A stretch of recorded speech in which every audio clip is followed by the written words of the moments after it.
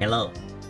Um, Sorry for the slight delay in starting the stream. I just finished the commission I started yesterday. Very cool. Customer was very happy, so I'm content. But yeah, I was a little bit late because I had to fiddle with fancy effects and stuff like that. Yeah, it's people buy like Dungeons and Dragons character designs from me from time to time. So this was I don't exactly know what the race was. It's some kind of automaton, apparently. I'm not really familiar with D&D races, but some kind of magic machine with a soul or something like that.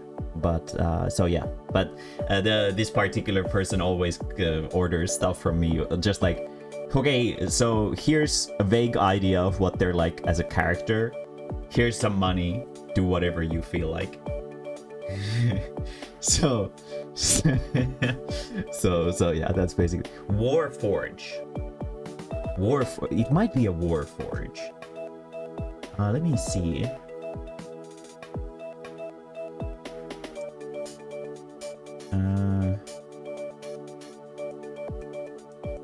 Let me see.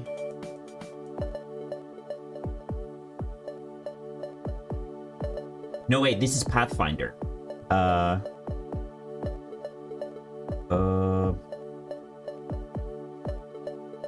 Let's see. Automaton Gunslinger. So it is an automaton. So I'm guessing yeah, it's a Pathfinder, Pathfinder race, I guess. But yeah. So I made this dude and his gun, which is a musket, apparently. I'm not really a gun person. I just found like a good reference and just used that. But yeah, anyway, enough gushing about how awesome I am at art. Let's get like A4 is good. Just do some lazy doodling while I explain some experiences. And Bear, did you want to hang out on stream while we talk? Because some people wanted to hear your convention experiences as well. So if you want to hop on stream VC, feel free to do so.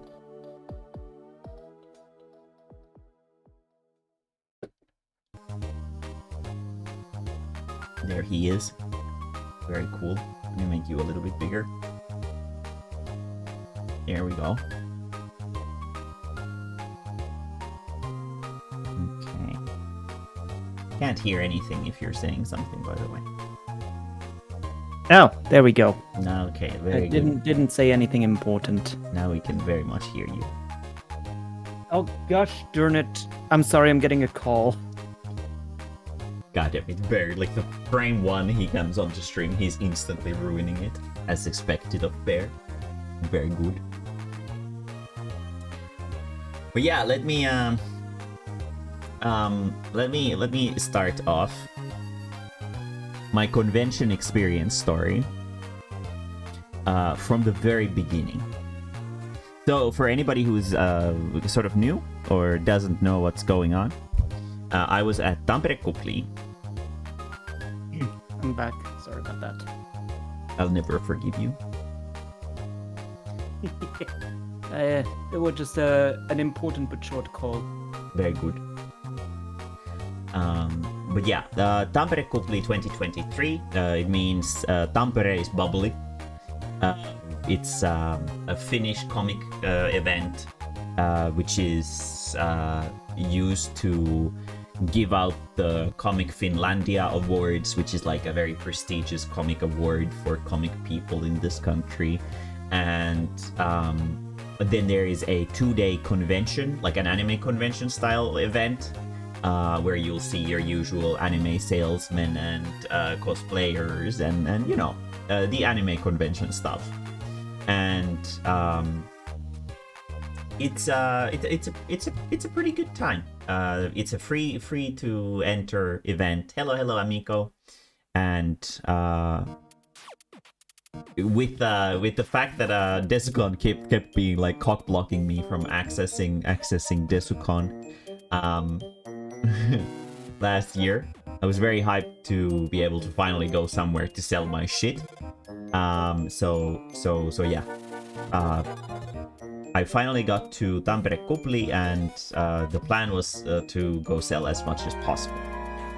And Bear was also there, came all the way from Germany just to buy some porn from Mae-mae. Yes, I am a dedicated son. Yes, you are very, very dedicated, very good. But yeah, let's start from the very beginning. So the car ride, right? Here's a very nice car.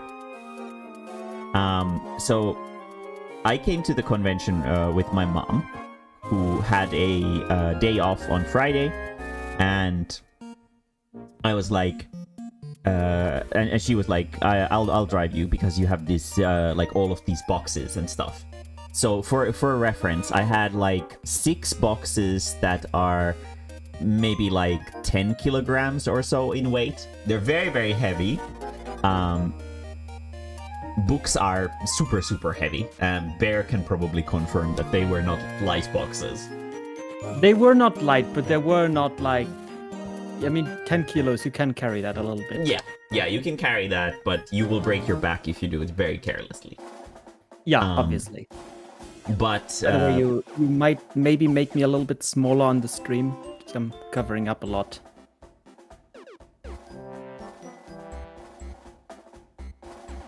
I don't know. Shut up. Shut up. Fine. I haven't said anything. How about you shut the fuck up? You're just fine. I literally made you bigger to show off your cuteness to everybody. And now you're like, I'm covering up the white paper that has nothing on it. No. Fine. I'll not say anything. I haven't said anything. Mm-hmm. Just sit there and act cute, you know, like you should. Is that the only reason you invited me? You're a mascot character now. You can only say your own name, so you can only say Bear, like a Pokemon. But yeah, so Tampere is about 2 hours away from where I live, near the I Choose You Bear-chan. Somebody. But yeah, Tampere is about 2 hours, a 2-hour drive away. We got up pretty early, started preparing for the trip, started packing the car. It was so incredibly full of shit, and there were so many things to remember. So we drive all the way to Tampere, feeling good, you know. We brought all the stuff and so forth. We go to my grandma's place. So grandma lives in Tampere, and we go to have a like some tea. While we're having tea, Mom is like, "Ah, fuck. We forgot the coat and the skirt of your outfit." And I'm like, "No." And she's like, "Yeah." So you know what this means. We're driving all the way back. So at like, we were at grandma's place at like 4 p.m. and we had like an hour-long tea session or whatever. And then at like 5-6 p.m. or so, we drive back home for 2 hours, and we pick up the coat, and then we drive back for 2 hours, and then we finally have everything. Except for my giraffe horns and ears, because I couldn't find them. I don't know where the fuck they are, but they're kind of shit anyway, so it doesn't matter. I'll get better ones for Discord. But yeah, so everything started, you know, kind of wonky, to put it very lightly. And things don't get any better, because so we are at so I'm staying at some relative's place. It's about 10 p.m. when we arrive, so it's basically straight to bed for me. I go to bed, I fall asleep. At 2 a.m. phone starts ringing. I'm like, what the fuck? And it reads egg big on the screen. And I'm like, ah, fuck. Oh. So I get up, Oh yeah. boot up my Steam Deck, and go fishing. Couldn't get the egg, by the way. Fuck that shit. I hate everything. But the important question is, was not Jeff Kusanagi, was Kalas Blackwing. I forgot his name. Was he around to show off his egg? No. He already got one, and he was like screaming it in chat, and Yeah. then he fucked off. Never seen him again. He's probably okay. like fingering his male waifus somewhere. I don't know. But yeah, anyway, so it was completely pointless to wake up for it. But I did. Went back to sleep. Woke up at like 6 a.m. because we had to be at the event at 8 to sort of like unload all the stuff at the table and whatever. And so I woke up at like 6, feeling kind of, like a person who woke up at 6 a.m.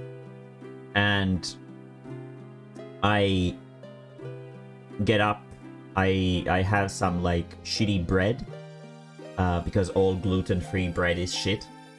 And then I drink water, like a single glass of water, and that's it.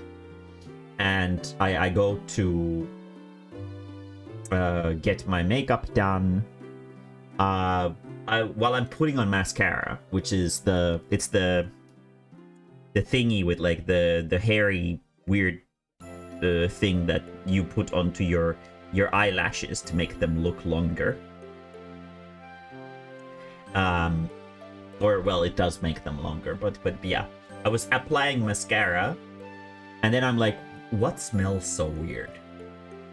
And I look at the mascara bottle, and I'm like, oh no. This is like 7 years old. And I'm like, ugh. Throw the mascara away. Realize that I have a fresh new mascara. And I wash my face and put the new stuff on. Put on makeup. Get into the car. Drive to the place, find Bear at the event place because he was volunteering to help me carry the boxes. I get out of the car. First thing motherfucker says is, "Oh, you really are tall," and I'm like, God fucking shit. I'm sorry. No, I'm not actually like offended by it, but it was really funny. Remember, like something like I think I said like, "Oh, you really are a real life giraffe." No, you just said you really are tall. Did I? Yeah, you did. Sounds like what I would do. Yeah, Mae-mae had one of those poikani olet idiot moment. Yes, my son, you're an idiot. but yeah. Smooth bear.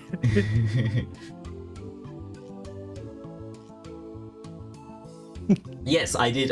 Yes, because when you were so when I saw Amiko for the first time, I sort of had this mental image that he has like a tall guy voice. So when he was at the convention, thank you for the follow.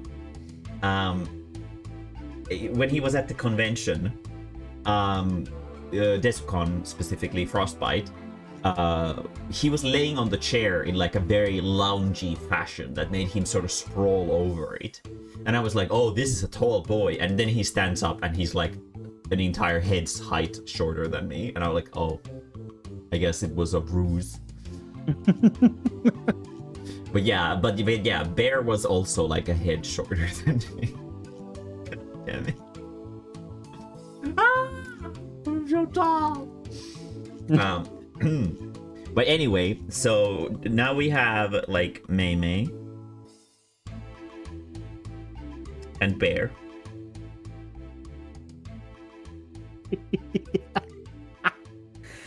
Oh god. Accurate height comparison. No, it's not that short. And we are Oh, that is a very cute pair. we are like unpacking the boxes, taking them upstairs. So my spot at the convention was like the worst place. It was in a complete shithole. It was basically so the corridor sort of continued that way and here. So my table was like this, and then there was another table here, and then like this, and it was upstairs in the absolute most corner of the entire place. So I'm here. So when customers come in, for example, for this, they're gonna be blocking like my table, and the same goes like when there's a lot of customers in front of my table, they block this table. So it's like a really shitty spot to be in. You never really want to be. You never really want to be in a position like this. It's best if you get a spot like this in like the most sort of walked through areas. But yeah. So I was in a like sort of corner, but we managed to empty out all the boxes and whatever, and then Bear kind of awkwardly wandered off after the comic book event started. And yes, Tampere Talo was we'll get to that. Don't worry about it. So I had this. I had like a panel at the event, like a speaking.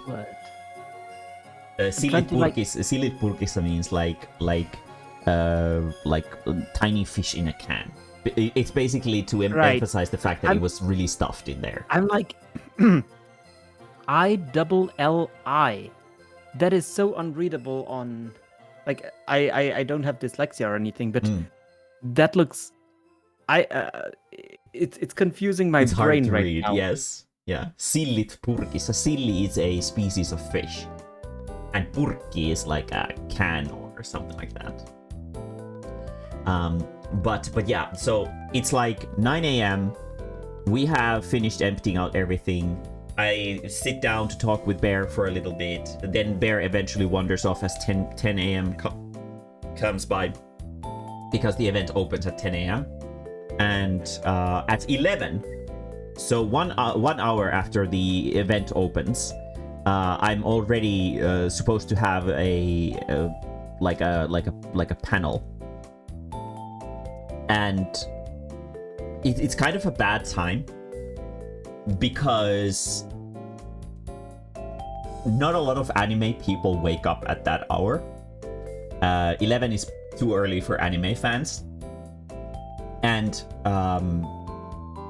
it's also kind of bad because it's like overlapping my sales time. Like Saturday is prime sales time.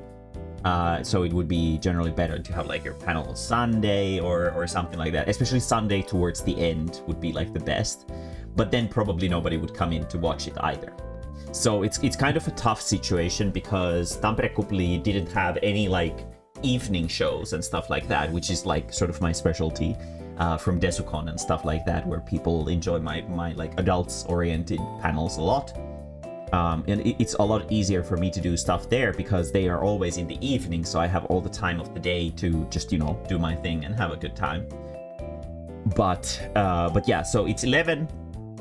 By 11, I don't think there was like any customers. No. Some, my family people, the people that I was staying over at did come to buy stickers for their grandchildren, and yes, they were kind of like, you know, not in my target audience, but yeah, you know, we have a pretty nice family, so they're supportive of my little ventures. So they bought some stickers, and then they bought Clownfish 4, I think, because they had the entire series so far. So then they finished Clownfish Twister, and then it was already time for my panel. Panel wasn't super full. There was like maybe 30% of the venue was filled, I would say. It's kind of hard to tell with Finnish people because they're always like, Finnish people never sit like next to each other. There's like when you go to a bus, like everybody, like there's one at the very end of the bus. Like if this is the layout of the bus, if you see a Finnish person like right here, then the next person who comes into the bus is gonna be like right here, like as far away from the other person as possible. So it was a little bit hard to gauge like how many people there were, but not a lot. And I was kind of expecting this because of the time frame of the thing. But there were at least some people, which is nice. I mean, if it makes you feel any better, like I went to several panels and most of them were about as full as yours. Yeah. But that, you know, like as somebody who's used to seeing like the entire room so full that people can't fit in, it's not a lot, you know. Yeah, that is fair. But I totally understand because the timing of the panel was kind of, you know, this and that, and also maybe the panel subject matter wasn't as interesting because it was just manga recommendations. But I can't talk about like my specialty stuff, which is like more adult oriented topics and stuff like that at events like that, because they are for all ages. Yeah, it's a hangout event, yeah. But either way, I had my panel. I realized like midway through the panel that I don't have enough time for my thing, because I have so many, like I have a PowerPoint presentation with 128 slides, and I'm gonna do like an English version of it today after we are done with the event experiences, so that I'll have a full version, so that if anybody, because they don't record their panels or post them anywhere, so I figured that I'll do an English version so that people who want to see the panel or want to hear my manga recommendations and whatever can you know, hear it still, and there will be a recording online somewhere, and this will be like the uncensored version, so I won't be mincing my words at all when I talk about the things, because I had to tone down my vocabulary when I was talking at the event, because there were like some younger people in the audience, and not all of the series were at all geared towards younger audiences, because that's not how manga works. Manga isn't for children, manga is for everybody, and that means that there are manga series that are for adults as well. So we're gonna do the non-family friendly version here on stream today after this whole thing, and now I can gush about my favorite series and stuff like that without having to worry about anything. Do you have like a new presentation? No, it's the same one. Okay. But I'll translate well, it was mostly in English anyway, the presentation, right? The presentation was, yes. Yeah. So I'm gonna be kind of able to make sense of it. Yeah. I'll do the same thing. The pure Christian channel version. but yeah. Then I come out of the panel and it's like fucking full. Like there's so many people out there that it's hard to walk. And I'm like, oh, okay. And I sit by my table, and then for like the next 4 or 5 hours, it's just like, you know, constant sales. I sold for about 1.5k, so 1,500 euro, 1,680 I think was the final total, which is pretty good for an event like that, I think. But because I self-published a lot of my books, I'm still in the red. So I need to get to like one more event to be able to make it to the green. But I am like slowly but surely winning. But I sold a lot of things. It was really nice. People weren't like mean about the fact that I was selling porn. They were generally finding it pretty funny. And they were really, really friendly about it. It was really nice. And like about like once every hour or so, Bear sort of awkwardly appeared, and he was like waving at me, and I was like, buy a book, and he's like, you don't worry, Mae-mae, I'll buy a book in like tomorrow. And I'm like, okay. And then he walks away.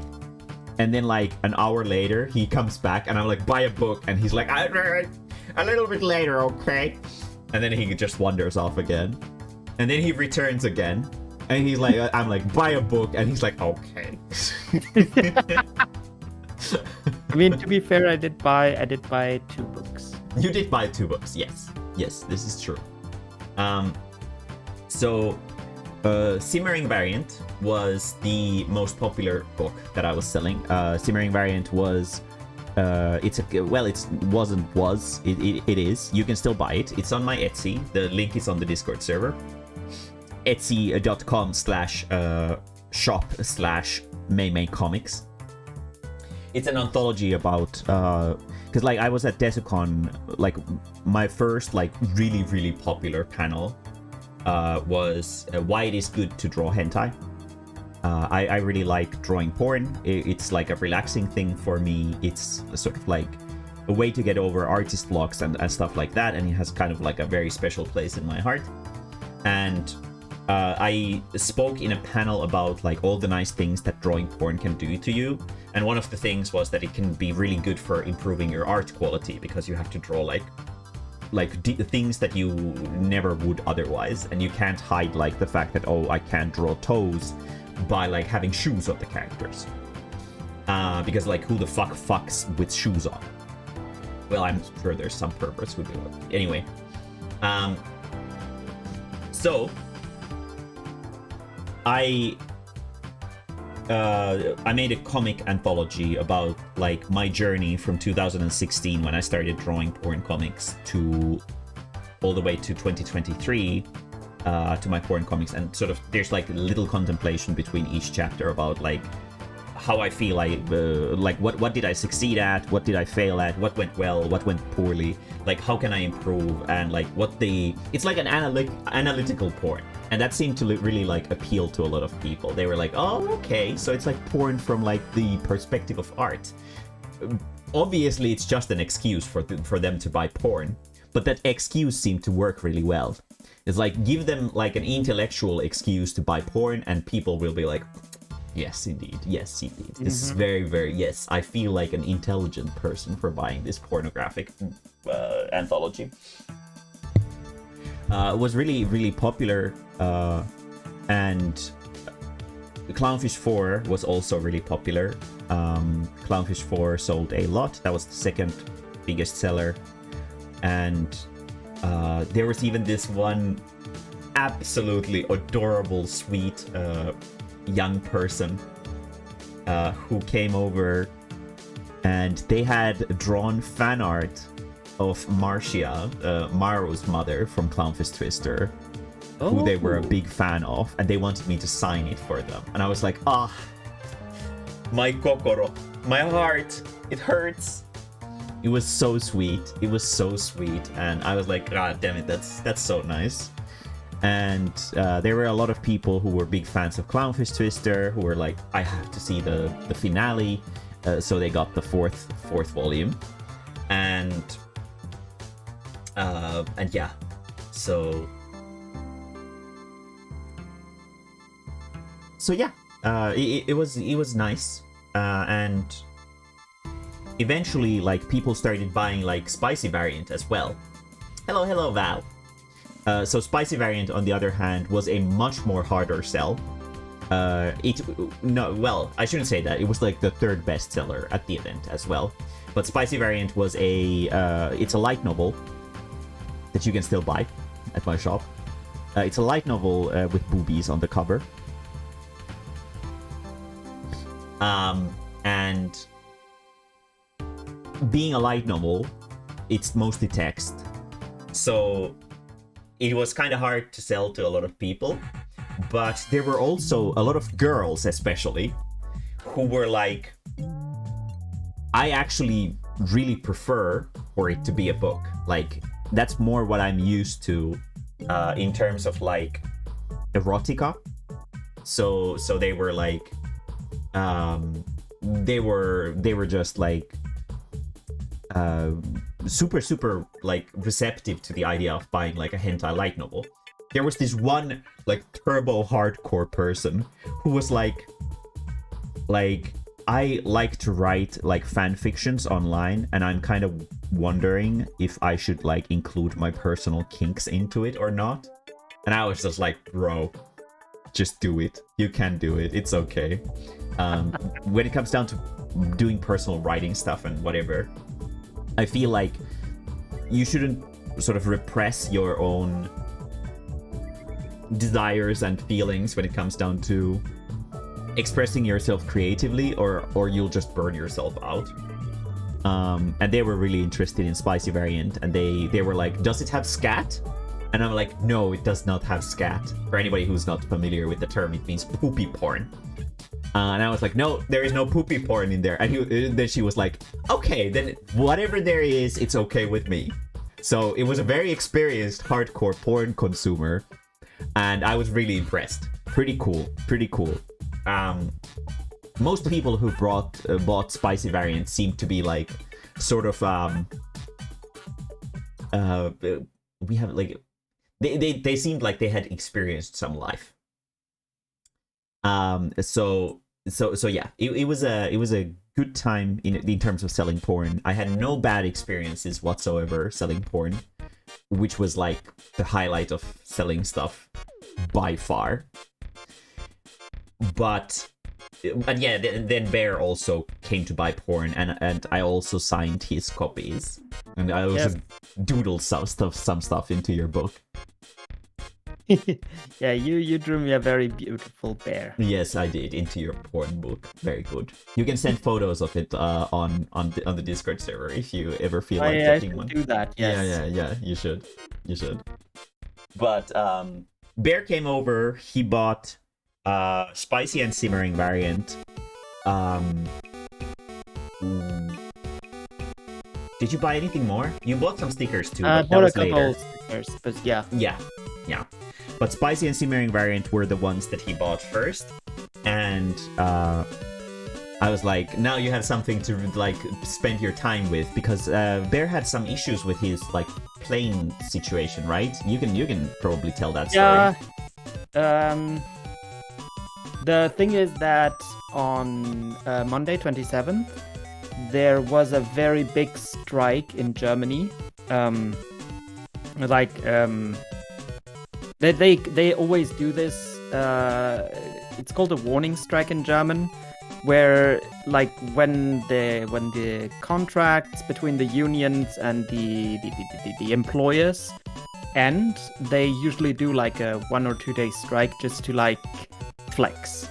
And apparently the first round of negotiations went really bad, so they said, we are doing a massive strike, shutting down all German airports, and a lot of the there were, hang on, what is the word?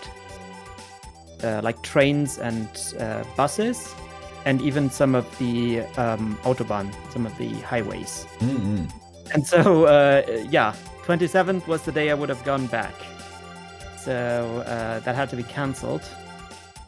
And the problem was kind of that it was very hard to get a hold of someone and get my flight rearranged, because the lines were just constantly busy and kind of mismanaged, because they were working to just get everyone accommodated.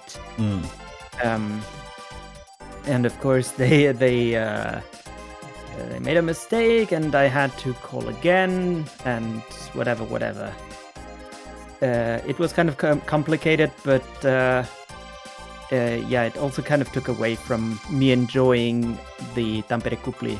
Yeah. Because I just had that like constantly on the back of my mind. Mm-hmm. Yeah, I can totally understand that. But yeah, it was but then I think by the time you were ready for the panel, you already found out that they had figured out some kind of solution to your issue, right? Because I remember you saying that you were like feeling a lot better about it already. Yeah. I mean, yes, they did sort something out. I later had to call them again because they had not actually booked me on one of the planes. Yeah. But I sorted that out on Sunday. Yeah. But yeah, I mean, just to kind of get back on what you said, that I quote unquote awkwardly visited your stand a couple of times. Like, I also came because, yeah, Finland. I literally don't speak any Finnish. Yeah. And even though Finnish people are very open about speaking English, Yes. which, by the way, that was great. Just like it really helped me get around and just get things done. But at the same time, it just like everything felt very unfamiliar, and it was good to quote unquote recharge my social batteries a little bit just by visiting you and seeing how you were doing. To return to mommy's bosom. Something like that. Yeah, no, I totally get it. You also usually appeared at times when there was like not a lot of people by the table, so it was totally fine. I mean, I tried to always wait for you to have a moment between customers. He was like sort of like, so like imagine like there's a bunch of people like in the way, and then there's like one more here, and then you can kind of see Bear here behind it, and he's like smiling kind of awkwardly, like that, behind the people, and kind of lifting his hand like, hey, do you see me? Hello. And I'm like, I see you, Bear, I see you, don't worry. but yeah, no, it was very nice. And yeah, Bear came over multiple times. I had some other friends who came over. That like I met a lot of like people from just people who I hadn't seen in a long time. Some old people from my schools, like from some past schools and stuff like that. And my table mates were really nice. We traded some stickers. They gave me like a sticker about poop, and I gave them a necromancer sticker. Oh, nice. Yeah, the necromancers, by the way, were by far the most popular. For anybody who's not familiar, or maybe didn't drop by my table, I had these awful giraffe pun stickers. And let me see if I can. It's probably in Doodles. I have two of them. And this was the most popular one. Hello, I'm a necromancer. It's a, necromancer. We thought of like all kinds of awful giraffe puns. It took me until just now to notice that the splotches are skeleton things. Yeah, right. It's a very thought out image. Very powerful, as you can see right here. But Necromancer was the most popular sticker. Stickers in general, though, don't sell very well. Came to realize that I always thought that stickers were like the one thing that like everybody, because everybody at conventions always has stickers. So I was like, I guess I'll get myself some stickers for the sake of it. But God, they don't sell well at all. They sell really poorly, actually. Like, I still have like Necromancer is the one that I spent sold the most, and I still have like 15 of them left. So yeah, and I think I ordered 25, but I think I got extras because when I counted them to put them on Etsy, I came to realize that I had way more than 25 of multiple of them. So they just sent me more than I bought, I guess. But so I don't actually know how many I sold because of that, because the numbers weren't accurate. But yeah, but stickers are kind of shit. If anybody's ever planning to go to conventions, stickers don't sell very well. They're not good money. I guess the reason to why most people get them is because they're sort of an easy way to have people, like when people make like big purchases, they sometimes like to add like a couple stickers or something like that to go along, but they're almost never like the main thing that people come to a table for, which was like a first realization to me, because I've never been like selling stickers at events properly before. But I think that stickers also kind of just draw attention. Yeah, they definitely do. That is true. Yes. But they did sell like shit, and the giraffes got a lot of laughs though, and people. It was like a good way to. It was like a good conversation starter. So like when I do my pitch, I'm like, hey, here's my shit. Here are some funny giraffes. Here's a stupid wolf calendar. Here's porn. You know, it was like an easy way to sort of start the conversation with a lot of people, which was good, I guess. But they didn't sell well at all.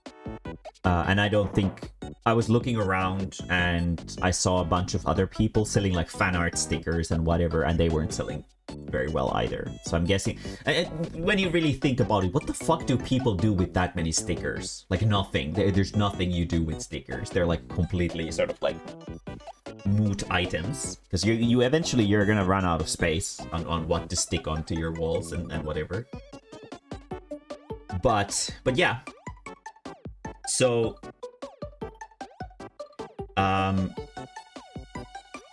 some fun and weird customer interactions. A lot of people found it really nice that I decided to detach myself from my old publisher. They were pretty encouraging of that, and a few people were like, I need to get the entirety of Clownfish Twister because of this, which was really, really sweet of them. And there was one person who was like, they bought Clownfish Twister 1, and they were like, I'm just gonna get this one for like the sort of like a testing thing, and I'll see if I'm into it. And then the next day, Sunday, they were like, fuck, I need them all. Which was really nice. Yeah, it was really, really nice. Clownfish Twister has always been very divisive with people. It was my first series that I ever finished or even started properly. So my confidence with the series is kind of here and there.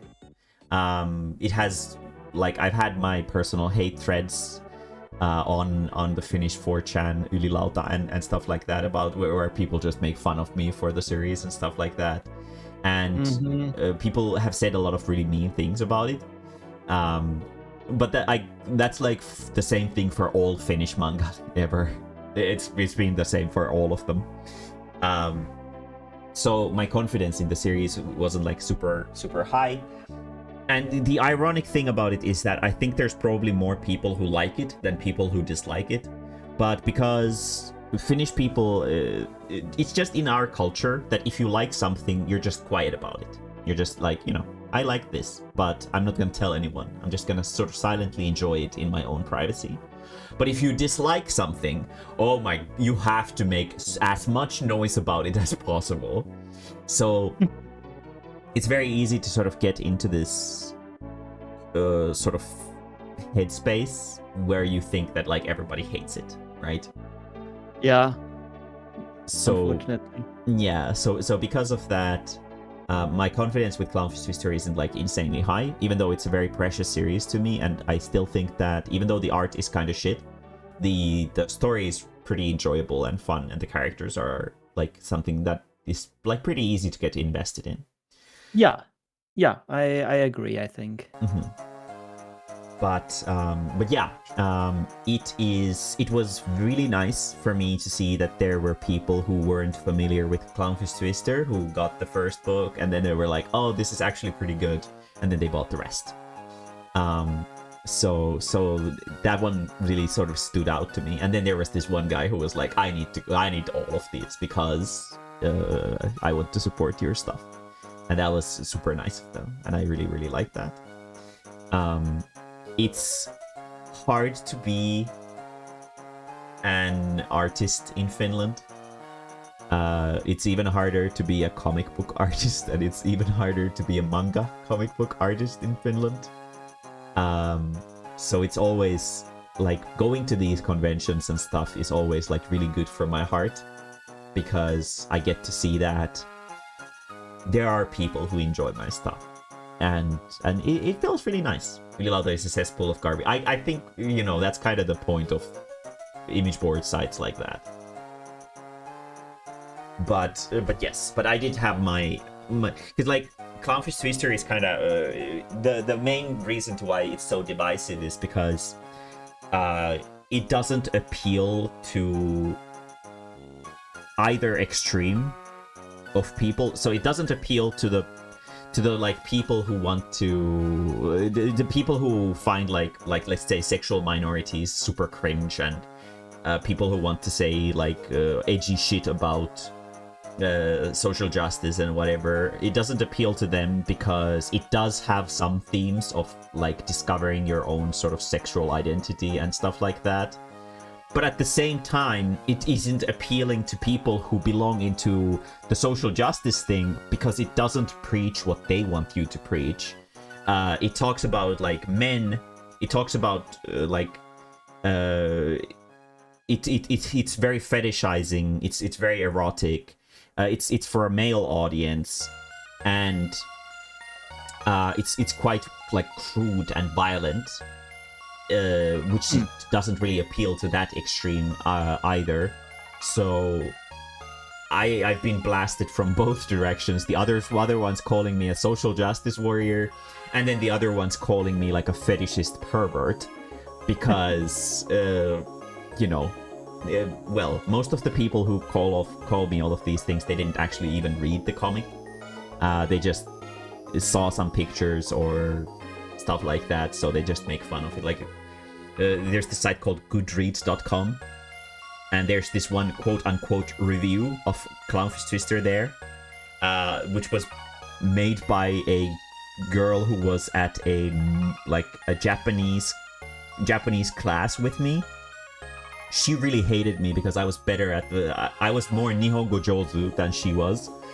I was better at Japanese than she was, and she was really competitive, and it really ticked her off. And one time the teacher, who was Japanese, was like, she was really excited because I had finished Clownfish Twister 1. So she was bullying me to show it off in front of the class. And I did. And the same night, I found a review on Goodreads.com about Clownfish Twister by somebody who did not comment on anything about the contents of the book. They just called like everything about it basically shit, and complained about how it's so fetishizing and whatever. And it was obviously written by that one person. How I can tell this is because they're on their like most recently read books, there was a book called My Vagina. So I was exactly like, oh yes, this is absolutely this person. So yeah, it was kind of panned on both directions. But whenever there were people who were like individuals who were writing like personal like book blogs or stuff like that, Clownfish Twister actually was always treated pretty nicely, and people were really nice about it. But because of reasons like this, I never had like a lot of confidence about it. So it's always really, really nice to go to conventions and people being like becoming new fans, or like being old fans of the series and being like, oh shit, I really love Clownfish Twister. It was so much fun, and I'm sad that it's over. But yeah, so it was a very, very good time. But yeah, even more so, I was really happy that people bought my porn. Spicy variant especially. Simmering variant, I'm proud of. There's good quality stuff there. But I didn't have to spend 18 hours a day, multiple days a week to proofread it. So I didn't invest myself as personally in it as I did with Spicy variant. So Spicy variant was something that I was really, really happy whenever people bought it. Like Bear here, he bought one copy, and a lot of other people also bought copies of Spicy variant and stuff like that. So I was really happy. I haven't heard any reactions to it yet, so I don't know if people even enjoy it at all. It's really, really fetishy and really, really like hardcore. So I have no idea what people will think of it. But you know, I'm waiting for the day when Uli Lauta has like a thread called Hui Satana or something like that. And then I'll find my books there. But no, now to be fair to Ylilauta, okay, they have been much more receptive and nice about my stuff as soon as they have started seeing my panels, my Desicon panels, my Tracon panels, and stuff like that. And they've been like, I guess Mae-mae isn't like the way we thought, because I'm not really a social justice person at all. In fact, I'm pretty anti that. But yeah. But you know, when you see somebody online, it's a lot easier to sort of just make like hasty judgments on people based on first impressions and stuff like that. But yeah, so funny customer experiences, right? There was these little girl, like really fucking little, like maybe like 10 years old. And they were checking out Clownfish Twister, and they were like, hey, I know this series. I've seen this at like libraries, and I've actually read like the first 3 books at libraries. And then they started sort of reaching out for Spicy Variant, and they were like, oh, I can tell that this was made by the same person. And I'm like, yeah, yes, it was, but these are a little bit, you know. And I was just like, you know, trying to protect my porn. And they were like, okay. At least they were nice about it. They weren't like trying to forcibly check out what it was. But like, fuck. Cool. That was dangerous territory. Luckily, the cover art for the books are pretty subtle. I can show them. I think I can even show them on Twitch. Let me show you guys real quick. Oh, here's the advertisement version of it. So here's Spicy Variant. It has some boobies, but it's cut off like this. And here's Simmering Variant with some ass. But yeah. Show the pants version. Some ass, that is. Here's a lot the of pants ass. version. Please no ban Twitch senpai. but yes. Yeah, still getting banned because it's topless. Oh yeah, true. But yeah. So yeah, I had to block the porn from some children. Another really fucking, like, this was the weirdest shit.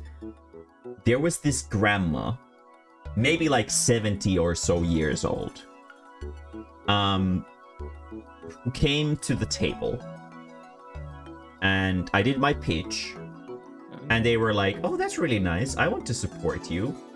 And I was like, thank you. And I let them browse the stuff, and they, like, the first thing they went for was the porn.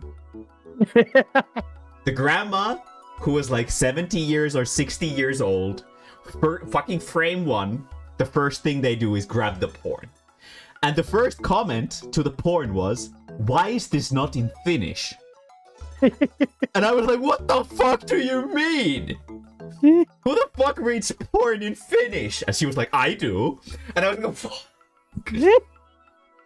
Oh, that's wonderful.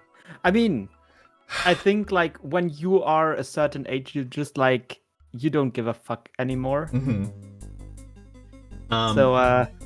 Yeah, probably. And we had a conversation about like porn being in Finnish or in English and whatever. And I had no idea what she was talking about because she had a mask on. And she was just mumbling into the mask, and I was just like smiling and nodding my head. And she was like fondling the porn and sort of browsing through it. And she was like I explained to her the premise of the porn was that I wanted to show how I've improved in art with porn. And because porn is quite difficult to draw. And she was like, oh, really? Is it? And I was like, yeah, because you have to draw people in like really difficult positions and angles and stuff like that. And she was like, I know how to draw people too. And she put the book back and she just walked away. I was like, what? Culture grandma. Yeah. I like that description. Yeah, she just walked away. And then like 15-20 minutes later, she just returned and she was like, I'll buy the porn. And I was like, what? What is this interaction?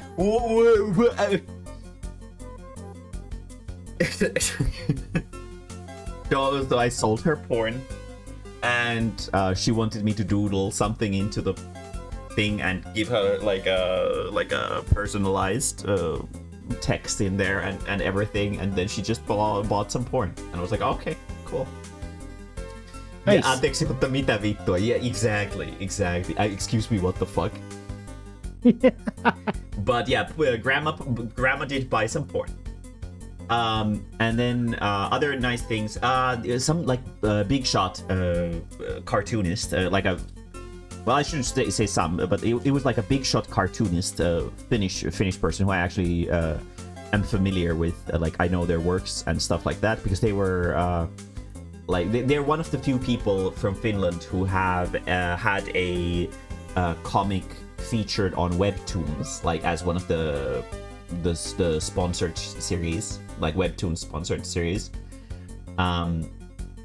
So they just came to the table and they were like, "Hey, are you Mae?" And I was like, yeah, I am.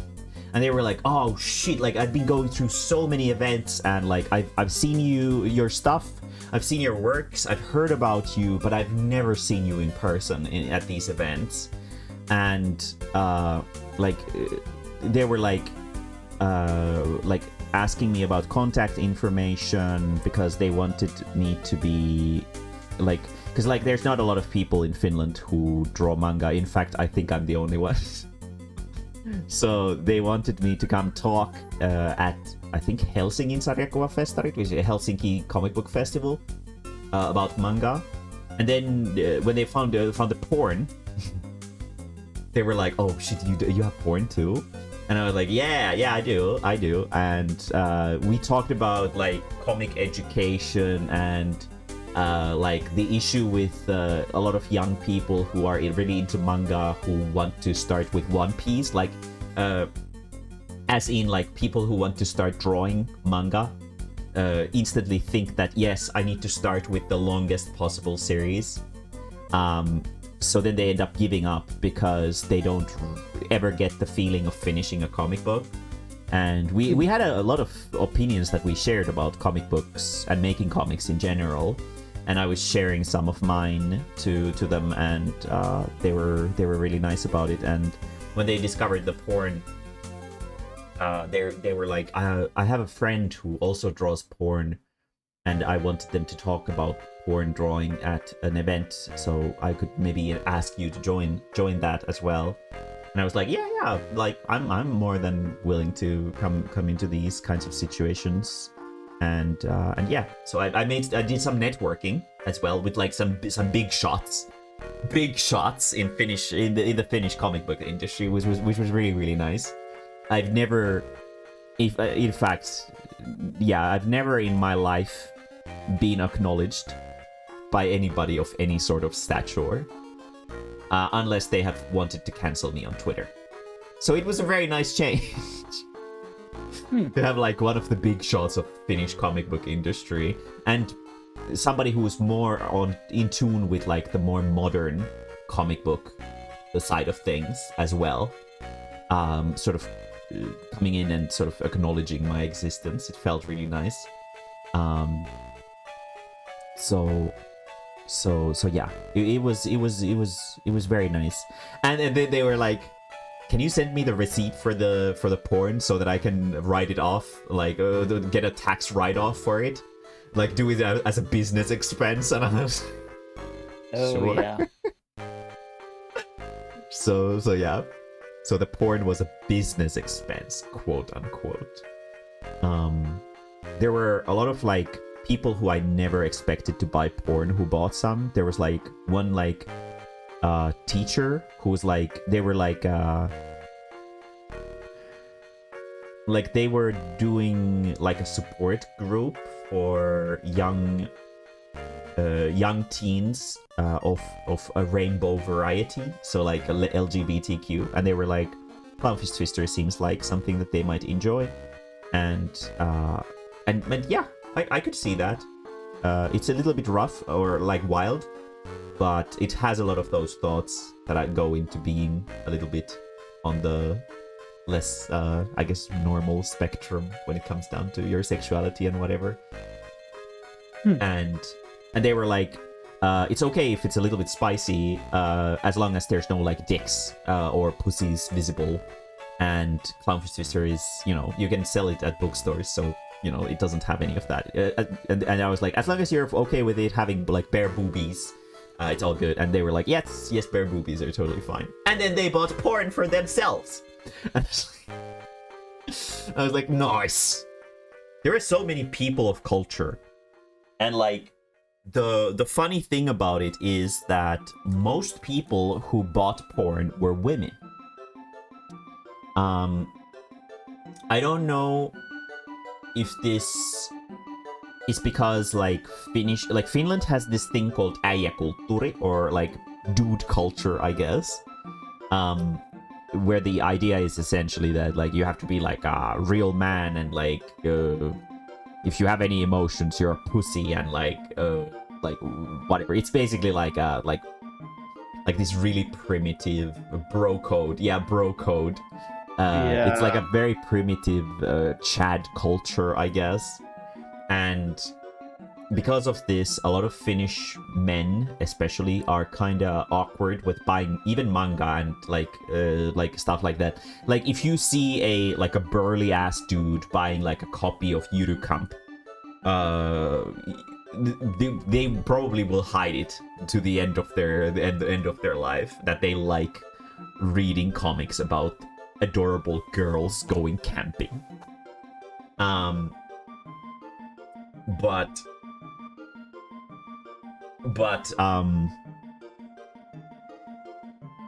women don't have that. So they were just like, fuck yeah, porn? Yes, please. And I am very happy. I was so awkward about selling porn to a lot of people. Like, they looked like house moms, like moms who like come into the event with their children or something like that. So like I was afraid that I'd get like scrutinized for trying to sell porn to them. But they were really open and perceptive to it, and a lot of them bought porn, which made me feel really, really happy about it, because as a trans person, I don't really do porn anymore because of like sexual gratification. It's more like an emotional venting thing, and a lot of my porn is kind of emotionally charged because of this, especially spicy variant. There's a lot of like very emotional stuff in it, very fluffy stuff in it, as well as really hardcore weird shit. So I'm hoping that maybe the more emotional stuff will find its audience with the people as well. Because to me, porn is like, it's a pretty versatile genre, or like a variety of art, because you can write like adult stories that have sex in them as well. It's sort of erotica, I guess, but it can still feel like art. So it's like, I don't know. It was really nice. It was really sort of confidence boosting. Yeah, exactly. They do. So I think, ironically, especially here in Finland, women are more okay with buying porn. In public especially. But guys are a little bit shy about it. Like, there were so many guys who browsed through the books, and they were just sort of giggling. Like, they were giggling like teenage girls to each other, like, oh, look at backstage peepees! And then they were like, no, I can't buy this. It's too horny. And I'm like, what the fuck do you mean? And then there's like this cute young dainty young lady who walks in there with like a fancy cosplay, and they're like, hello friend, I am here to purchase your finest pornographic works. And I'm just like, you are more than welcome to. And then the guys just stare like wide-eyed next to it. On the note, by the way, of like cosplays, I was like really amazed. I think it was like more than 1 in 3 people cosplaying in Tampere. Yeah, that was really amazing. Mm-hmm. Yeah. Also, yeah. Several people with fursuits. Mhm. Well, Furries, not furries are entire like full body, but Yeah. most with like heads. Some had head plus tail. paws, Oh yeah. and yeah, of course Mhm. the tail. Mhm. Yeah, no, Um, furries are, you see them at every convention here in Finland. They are, okay. yeah, they're not the most common, probably because the fursuits are so fucking expensive. But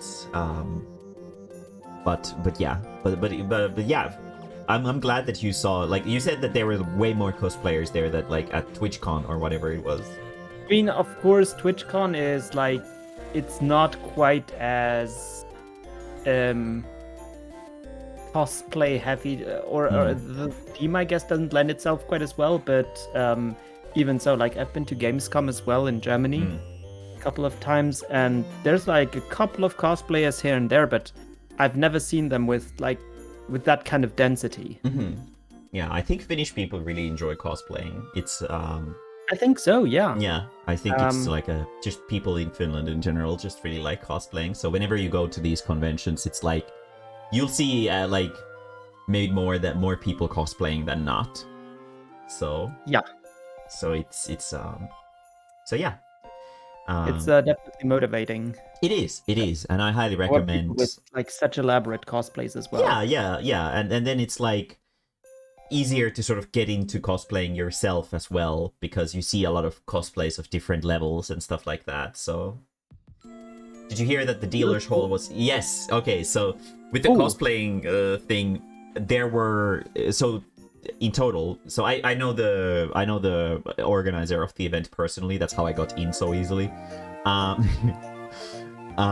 There were 23,000 visitors at the event over the weekend. What? Yeah. And that is amazing, especially for such a relatively tiny venue. Right. And the Saturday event was so stuffed that at one point they had to prevent people from getting upstairs or going into the sales hall because there were too many people there.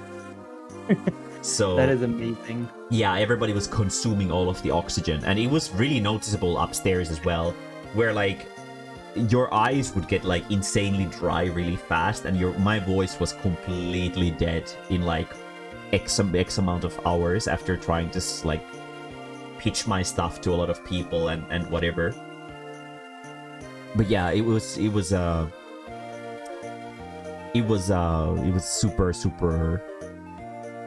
like the air was bad, but obviously you can't really open the windows either because it was winter, so then everybody would fucking freeze in their cosplays.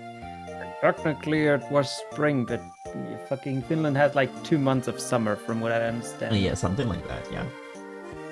And yeah, I think I kind of shared this a little bit on the Discord, but I do have a friend who happens to live in Tampere, and so I visited her while coming to Tampere.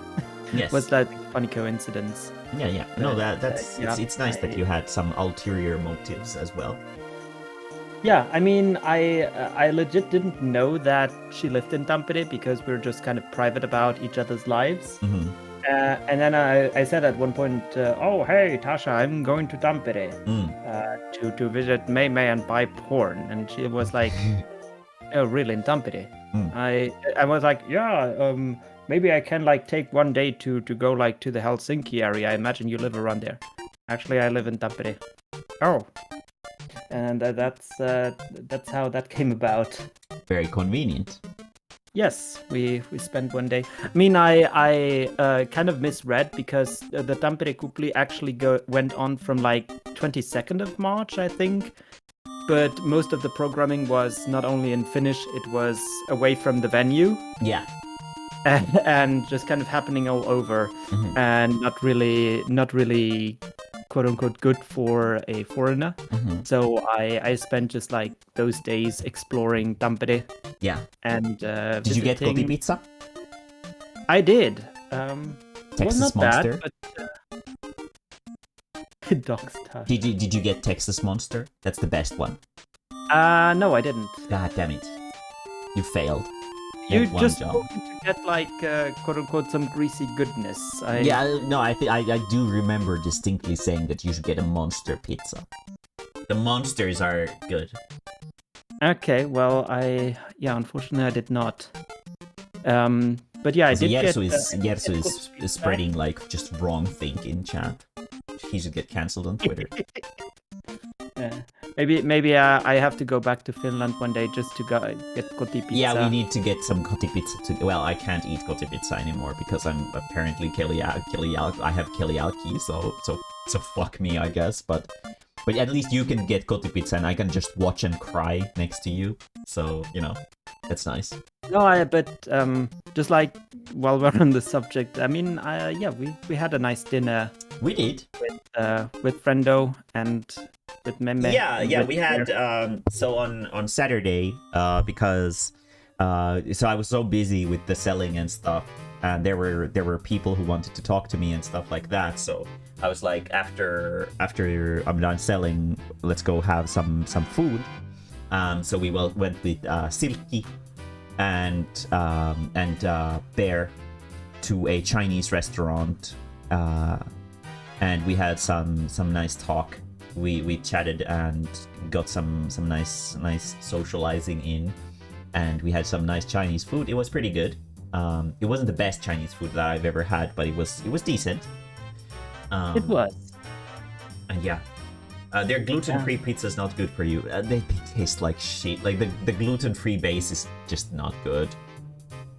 Yeah, unfortunately, the whole gluten-free is becoming more mainstream, but they're still a ways off from actually being good. Convention, I sleep. Manga, I awake. Don't worry, Bedeli, you haven't missed the manga recommendations yet. I'll get to it in a little bit here. Speaking of that, actually, I do need to call it quits. Yeah, I figured that it was about time for you. Yeah, I know that I would have liked to talk a little bit more, but I mean, I don't really have anything fun to tell. Just about everything that was about Tampere you covered, and I'm sure you have more stories to tell. Before you go, what was the biggest culture shock about Finland? Let me think.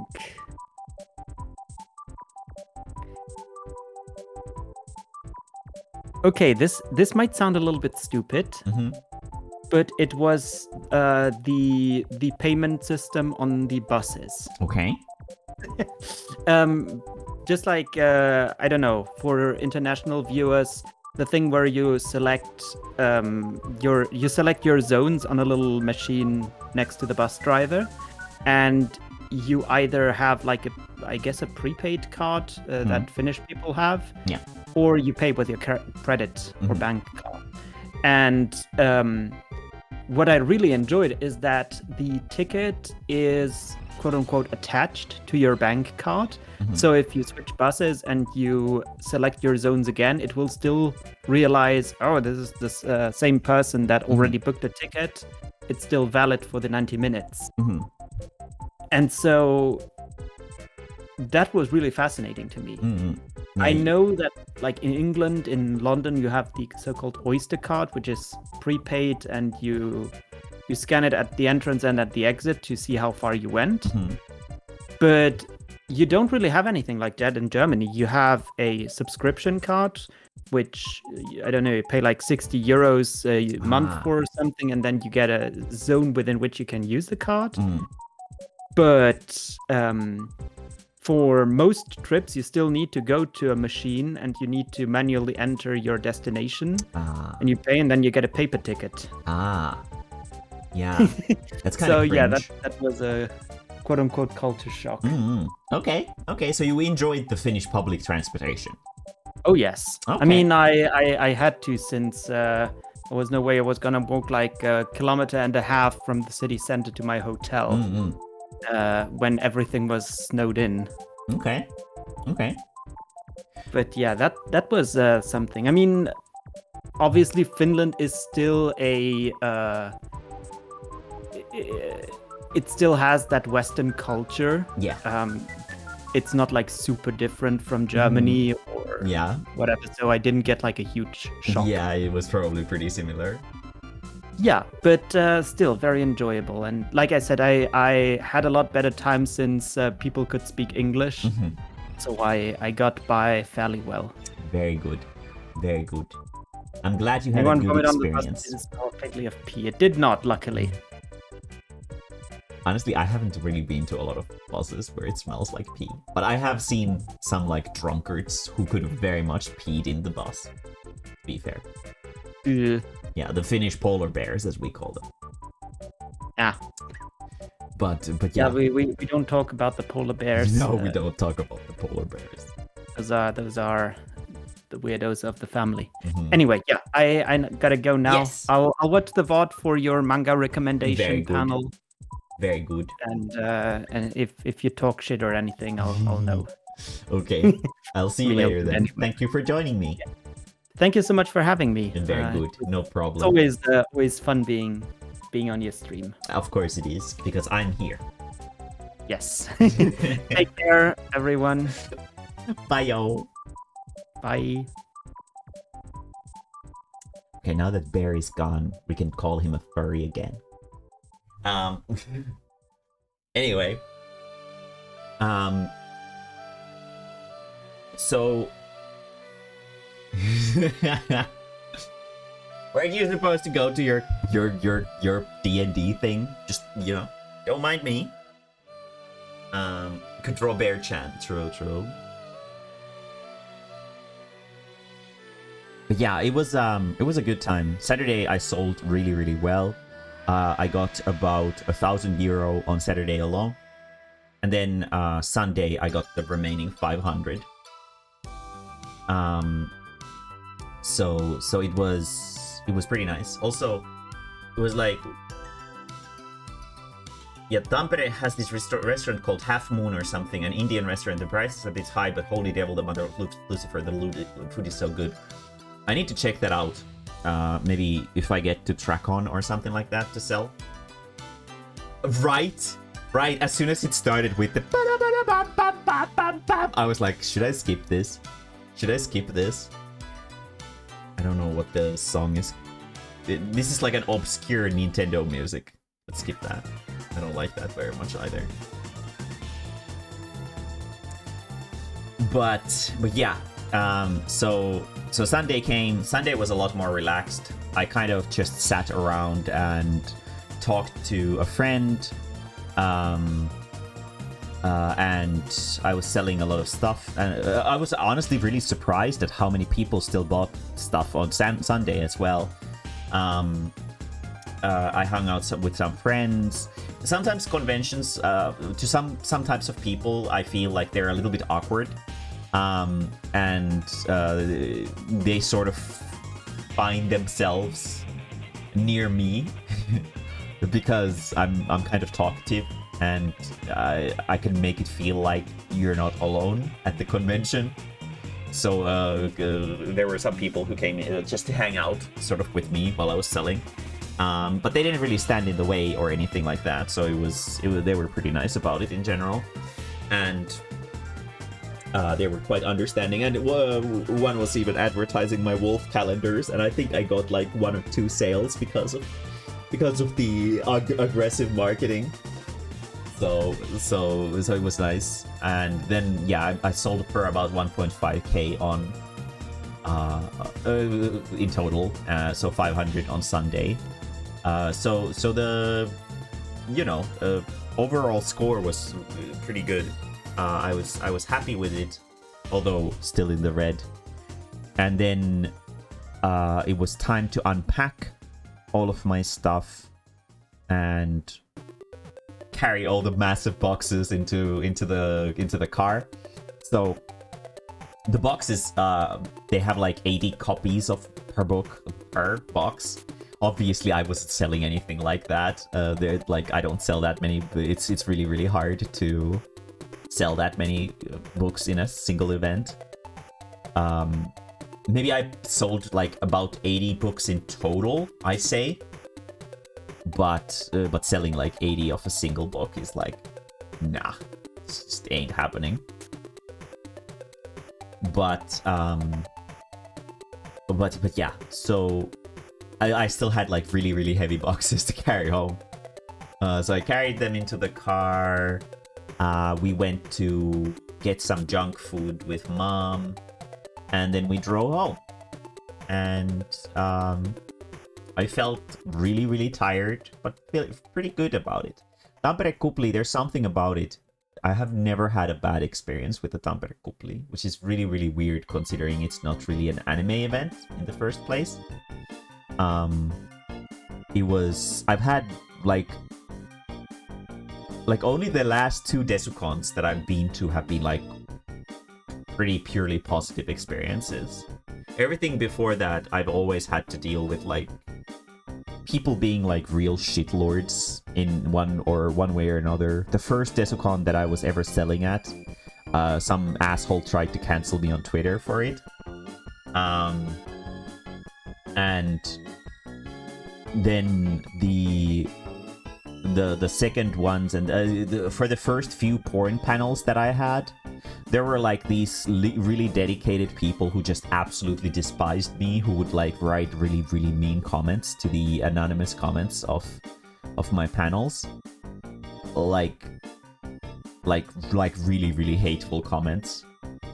And yeah, but like after I've been sort of like a regular on the Desukon show floor, I guess, for so long that now they're just like, I guess there's no point in trying to get under this person's skin because it doesn't seem to work, because I just keep coming back.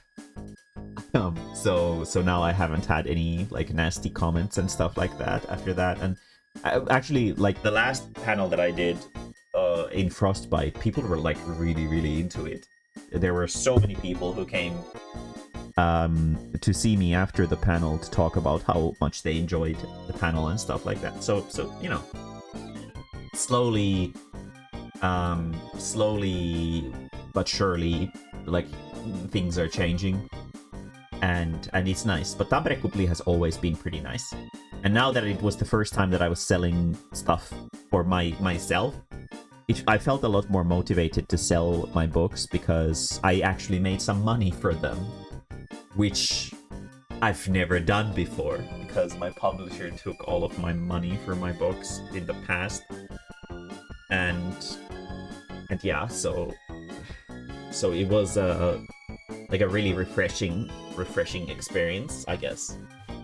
And it gave me a little bit of confidence. If I can get to one more big convention and make about the same amount that I made in Tampere Kupli, if I can make some profit, then maybe I'll consider making like a full scale, like a long hentai book, like a comic book. Because the hentai comics seem to be doing pretty well, so maybe I can like sort of make a little bit of profit and use that profit to make more books, and eventually I'll have enough books to sort of maybe even support myself properly financially. But yeah, but it did give me a lot of confidence, so I had a good time at the convention. Didn't really have any bad experiences. Like I had like no bad encounters. The most annoying things that happened at the conventions are were like people who come to the table, they stop by and look you in the eyes and start smiling, and then they like look at your stuff and like expectedly, and you're like, oh. And then you start doing your spiel. You start explaining everything that you have on the table, and they just keep smiling and nodding their head, and then they just say, "You do good work," and then they walk away, smiling. And I'm like, what? So it's like, yes, very good, thank you. So you're window shopping. You just want me to like exhaust my voice even further just to like say something nice, but like, and then people who are window shopping on Artists Alley, like Artist Alley is full of starving artists, So like whenever a person comes to the table, your like heart like leaps with joy. You're like, oh my god, somebody's interested in my stuff. And they just like, oh, I didn't come to the convention with money. I'm just looking at the stuff that people have for sale. And I'm like, oh, come on, bruh. But yeah, I mean, I guess that's something that people would enjoy. I don't personally understand it. But it is frustrating to do your entire spiel and then they're like, I don't actually bring any money to conventions. And I'm like, oh, okay. That's nice, I guess. But yeah, starving artists, please feed them. It's really hard to stay afloat in any sense with art, especially here in Finland. It would be a nice experience to go to like the US to sell at a convention for once. I wonder what the reaction to selling porn at an anime convention in the US would be. Or something like that. Yeah, a lot of so when it comes down to window shoppers in artists alleys, it's a lot easier to deal with the kind of window shoppers who come by the table. They look at the table and they look at the stuff, but they never make eye contact with you. They're much worse when they come to the table and look you in the eyes and start smiling and then looking at the table sort of expectantly that, like, please explain to me what you're selling. And then after you're done, they're like, I'm not buying anything. I'm not here to buy things in the first place. And I'm like, why the fuck did I introduce everything that I have here to you with such like intense effort? And yes, Arcade, I appreciate your capitalism. That is absolutely correct. I like to buy stuff when I go to a convention too. I don't make any like impulse purchases in life at all. But when I go to a convention, I'm much more liberal with my use of money because it's like a special event and I want to get like a special experience out of it. So yeah. But yeah. People found it really funny. Like I had this little thing by the table where it was like I had like a pile of Pokemon cards. There was like 300 cards and there was a pile, and whenever you bought something for over 10 euro, you'd be allowed to lift the deck at any point, and whatever card is on top is what you get. People found it really funny, and it actually worked in terms of selling some stuff to some people. They were like, oh fuck, no, like, I'm kind of on the fence, but the Pokemon card really pushed me over. So yeah. But yeah, it was nice. But yeah, overall good experience. I had fun. But would you guys be down for some manga recommendations? I know like probably like nobody in my audience reads, but well, Deli does. Deli reads manga, so Deli will appreciate this at least. If nothing else, Deli will appreciate this. So this is all worth it.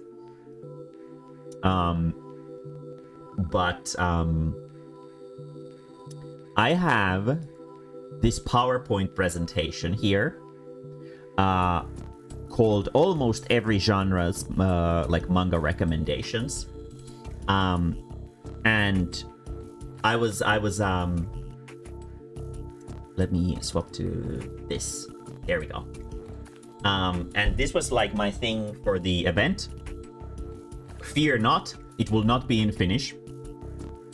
Only the first 2 slides are in Finnish. Everything else is in English. So yeah, I wanted to do this like manga recommendations thing at the event because sort of like partially because of personal curiosity, because I read a lot of manga.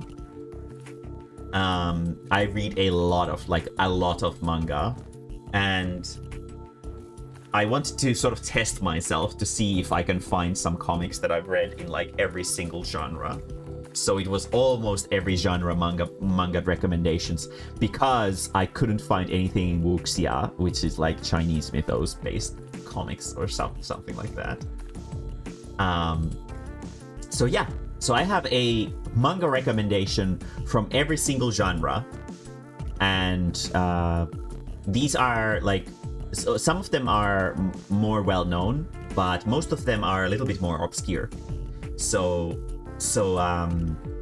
if you are interested in reading manga and stuff, here are some fun recommendations. And let me see, how do I space? Yeah, space. So what it reads here: important notices. Knowing languages is a good thing.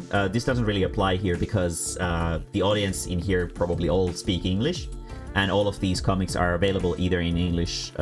There's one that I don't think ever got an English translation, even a fan translation. But there is an anime which does have a fan translation, or maybe even an official one.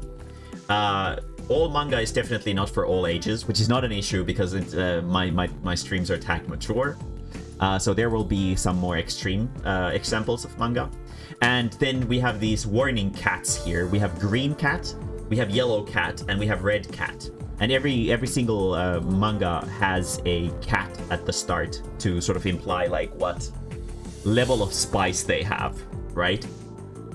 Green means that it's good for all ages. Yellow means that it's kind of spicy. Might have some nudity, might have some violence, whatever. Red means that it's mostly for mature audiences, so not for kiddies.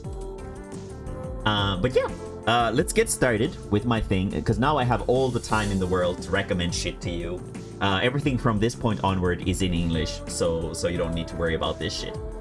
And yes, the cat is from Cat Soup, because Cat Soup is great. So first, comedy. Ken joka fetishin hentai bongas, yeah, almost all fetish hentai. Honestly, I feel like that would be kind of disingenuous of me, because I don't have every fetish. I don't have every fetish, so I haven't read all kinks of hentai. Although I am very, very versatile in terms of like, I've seen a lot of stuff. But that doesn't mean that I'm into everything, which I'll actually talk about in Desukon in my next panel, which is going to be a hentai artist's weirdest customer experiences, because a lot of customers don't always understand that because I'm doing a commission for you, that doesn't mean that I'm into the kink that you are. But more on that later. So let's start with light stuff, so comedy. First thing, Nakanaide Mao-chan, or Don't Cry Mao-chan. Don't cry, little demon lord. Move myself a little bit like this. It is a very wholesome comic about a Mao-chan, so like a demon lord, whose dad has sadly passed away.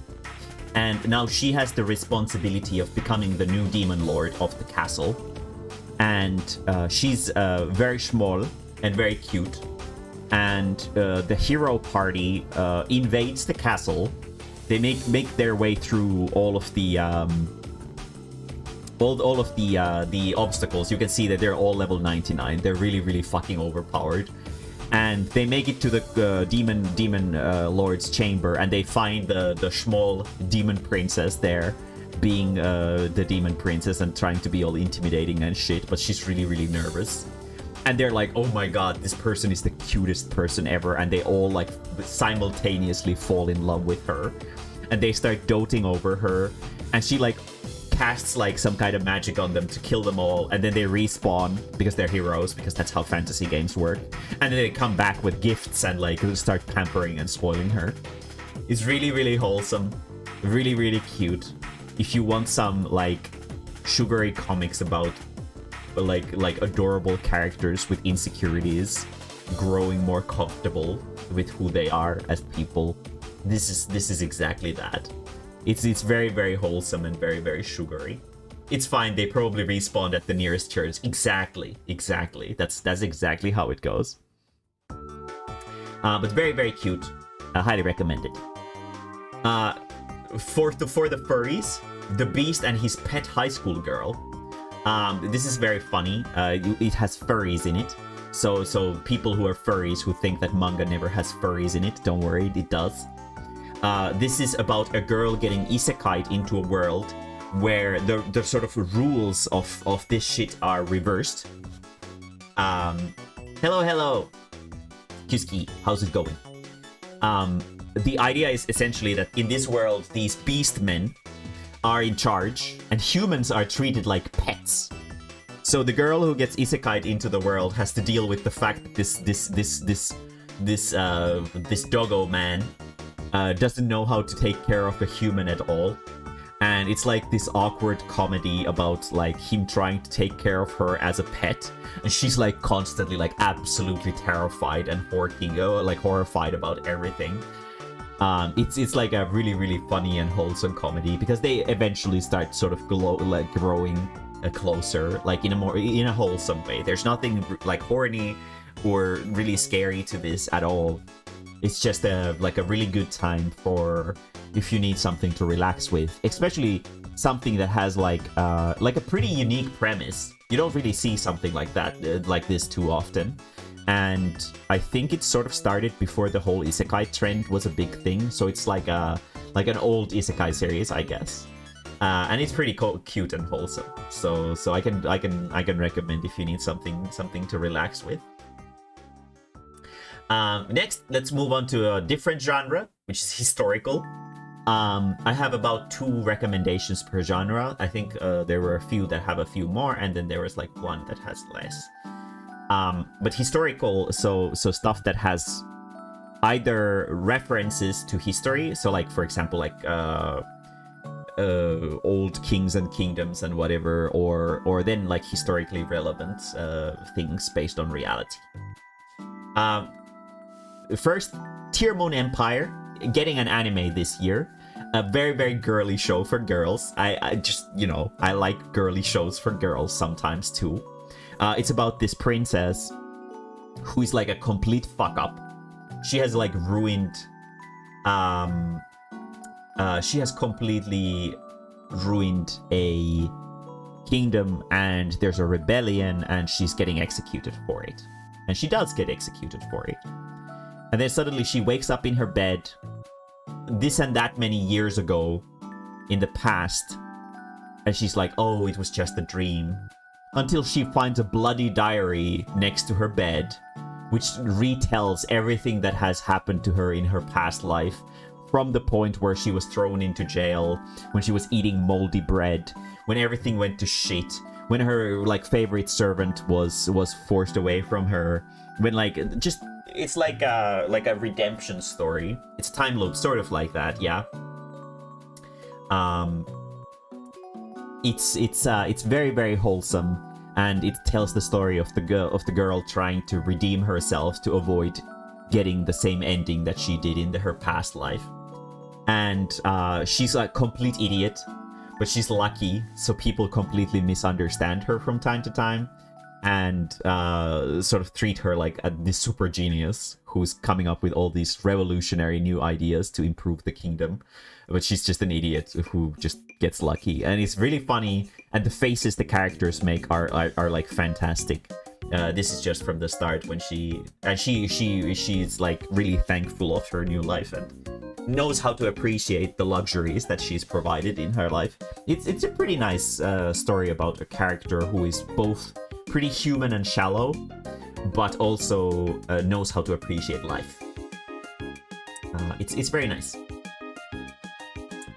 Tear Moon is kind of funny. It's part of a triplet of similar series in my mind. Yes, I just personally like Tear Moon because it's, I don't know, there's something really wholesome about it. And also the characters make really funny faces.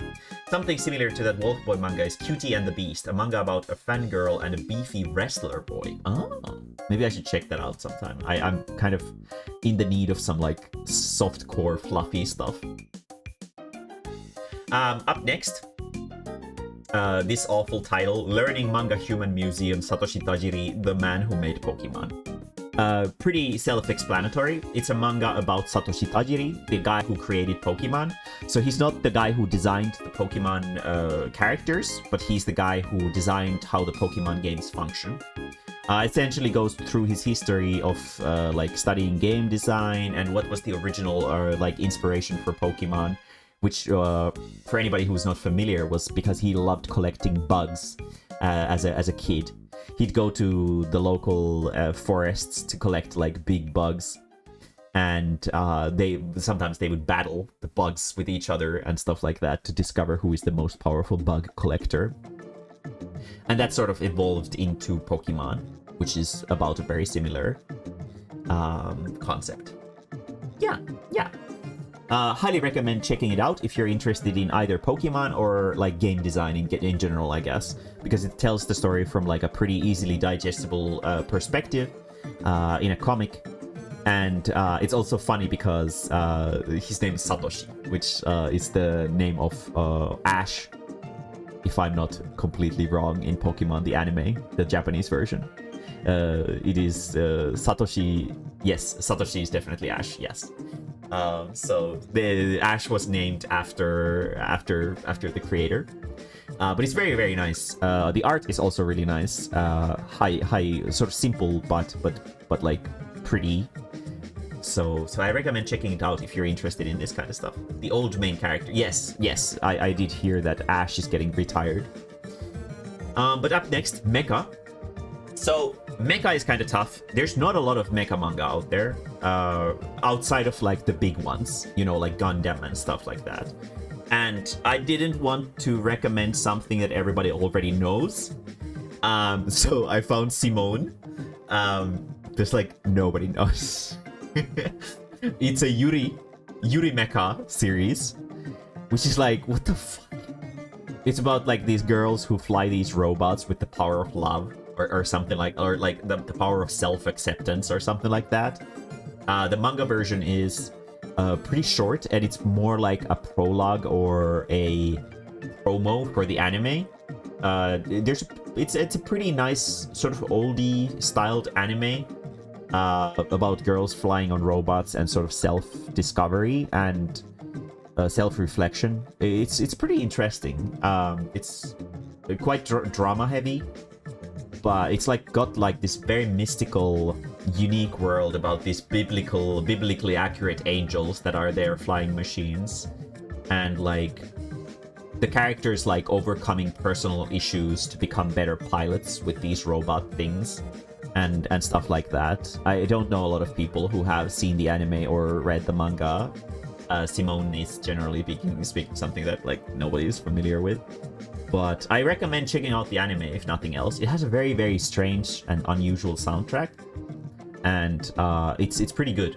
It did definitely leave a lasting impression on me when I first checked it out. But let's go onward.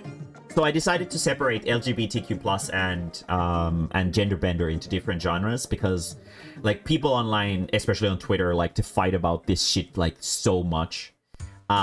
Because like, for example, there was Onimai, Oni-chan is done for recently, that got so much drama about it because it has like erotic content in it.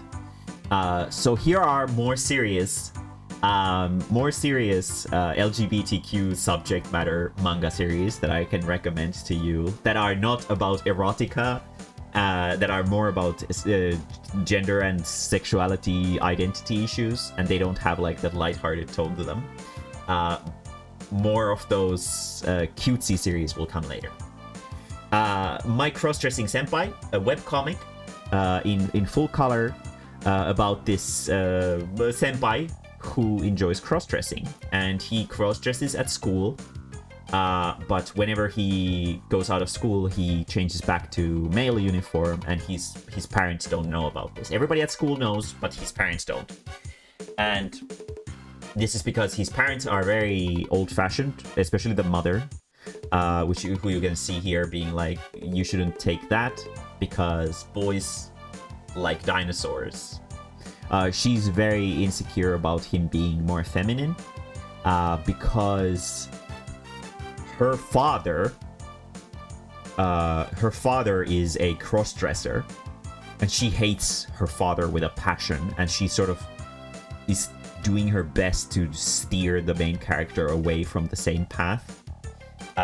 It's like a very emotionally heavy, interpersonal drama-driven webcomic, getting an anime this year, by the way, or maybe this or next year.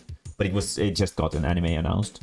It sort of goes into this whole issues of identity and stuff pretty heavily. So if that kind of stuff interests you, it's quite nice. It doesn't only go into LGBTQ stuff either. It also has stories about like loneliness and sort of maybe more easily reachable topics to people who don't belong into this sphere. Next one, The Gender of Mona Lisa, based on like a fantasy version rendition of our world, where whenever people are born, they don't born as men or women. They're born as this like a mid gender of like androgynous people. It's a heavy drama series about this young person, our main character, the blue-eyed person right here, who is in his late or in his I don't know. The whole point is that they don't sort of know what they identify as, but in their late teens, where all of the people around them have already become their like chosen genders, but their body is still not changing. They're still in this androgynous state, sort of stuck, and they don't know which one they identify because they don't really feel comfortable in either like a male or a female body. And issues start piling up because there is no person in the history of the world who has survived like over 25 years old or something like that who didn't have a gender sort of grow onto them.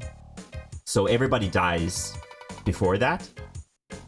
And to make things even more complicated, not to mention their own personal issues with their identity, they have two childhood friends, one who is a girl and one who is a guy, and they are both in love with the main character. And the girl loves the main character as a dude, and the guy loves the main character as a girl. So there is a very stressful, interpersonal, heavy plot line to this. I think the manga series is complete, so you'll be able to enjoy a complete experience of this. If you want a deep dive into this more non-binary identification of a person, this is a really good way to get introduced into this shit. It's really depressing. But the characters do their best. What I really like about this is that a lot of LGBTQ plus series in manga are really desolate, where the characters are just depressed all the time and they can't figure out a way to do anything about it. But in this, they really try their best to improve their lives, and the characters have conversations and they do their best to understand each other, which I really appreciate. It's a good time. It's a bad time, but it's a good time, you know? If you don't mind more emotionally heavy series. It's very interesting. Check it out. The Gender of Mona Lisa. Adventure. Let's go into a different genre. I was reincarnated as the 7th prince, so I can take my time perfecting my magical ability. Anybody guess that this is based on a light novel? Deli is already there. Deli doesn't like this. I like this. This is pretty cute. The manga is about this guy who is jealous of people who have magic, because in this world, like, only the royalty and special people have magic, and they die in like a fight with like somebody, and then they're reincarnated as like a magic shota, and they go on an adventure to discover all the magic in the world so that they can become the ultimate magician. They have like no personal motivation to anything outside of just discovering all the magic in the world. And they have like, I like how the 7th prince portrays unimaginable power, yes. And the comic is actually insanely pretty. It's like made by a studio, and it really shows. There are like almost entire chapters that are full color, really visually stunning. The main character stays true to their character, which sort of falls into this thing, the same thing as like One Punch Man. where when there is an OP, super comedic main character, the drama has to be completely built around the side characters. And whenever the main character comes into picture, they're obviously going to win because there isn't like dramatic tension when it comes down to the combats and stuff like that. But if you can enjoy a series from the perspective of the series more from the perspective of the comedy, it's pretty fun. It's a very light-hearted power fantasy and features a very unusual main character in like a very girly-looking shota. So if that doesn't bother you, maybe give it a shot. Really, really pretty. The manga is super, super pretty. Made in Abyss. This is probably more familiar to a lot of people, but if there are any people who have not watched Made in Abyss, fucking shame on you. It's a fantastic masterwork of awful things happening to cute characters. It's about this world. What? Delhi, what the fuck is wrong with you? God damn it, this fucking man. The previous one is getting an anime this year, and this one already has an anime that has 2 seasons and 1 movie. Made in Abyss is a story about this mysterious abyss, like a big hole in the ground. It's so vast that there's like different ecosystems the deeper you go into it, and it's really perilous, but it's also full of like these ancient artifacts. Uncle Lovecraft's Hall of Happiness, yeah, exactly.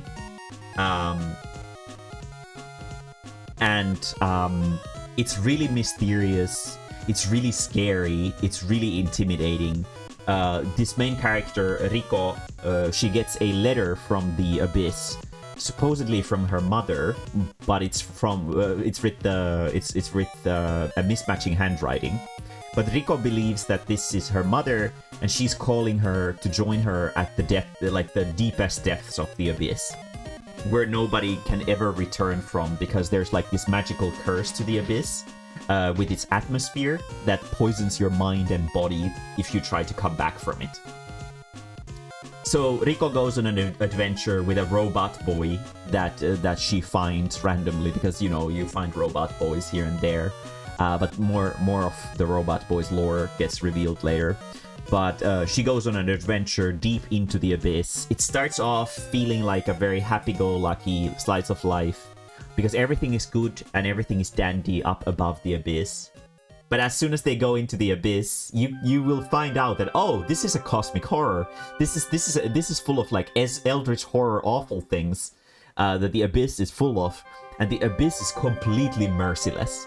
There's no poetic justice in the abyss. There's only the strong who survive. And we have 2 like 10-year-old kids who go in there. So you can probably imagine that it's not gonna be a completely happy story. There are people in the abyss. There are monsters in the abyss. The people are obviously the biggest monsters, because staying so deep in such a perilous environment turns humans into like insane monsters as well. It's a really fucking, like, it's an epic journey of epic proportions that you just have to experience if you are into manga. And the manga version is painted really beautifully with like an ink brush.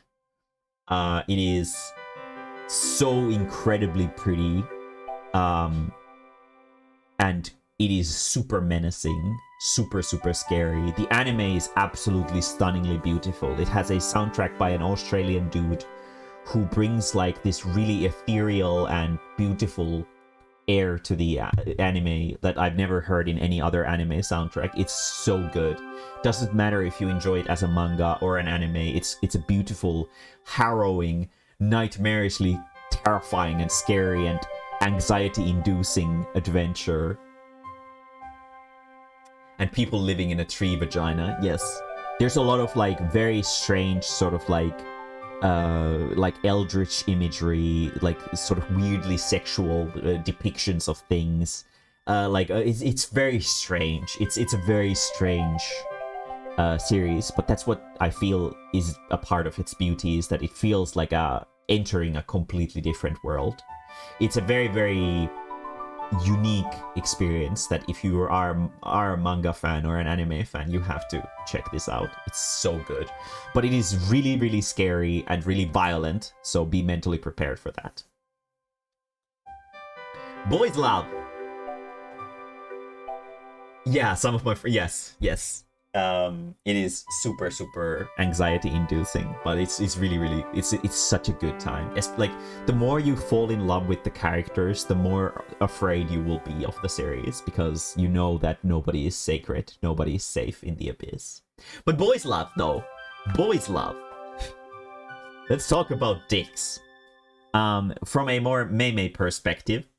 Because I'm not super into like more traditional boys love, so I'm gonna recommend some more Mae-mae appropriate boys love series.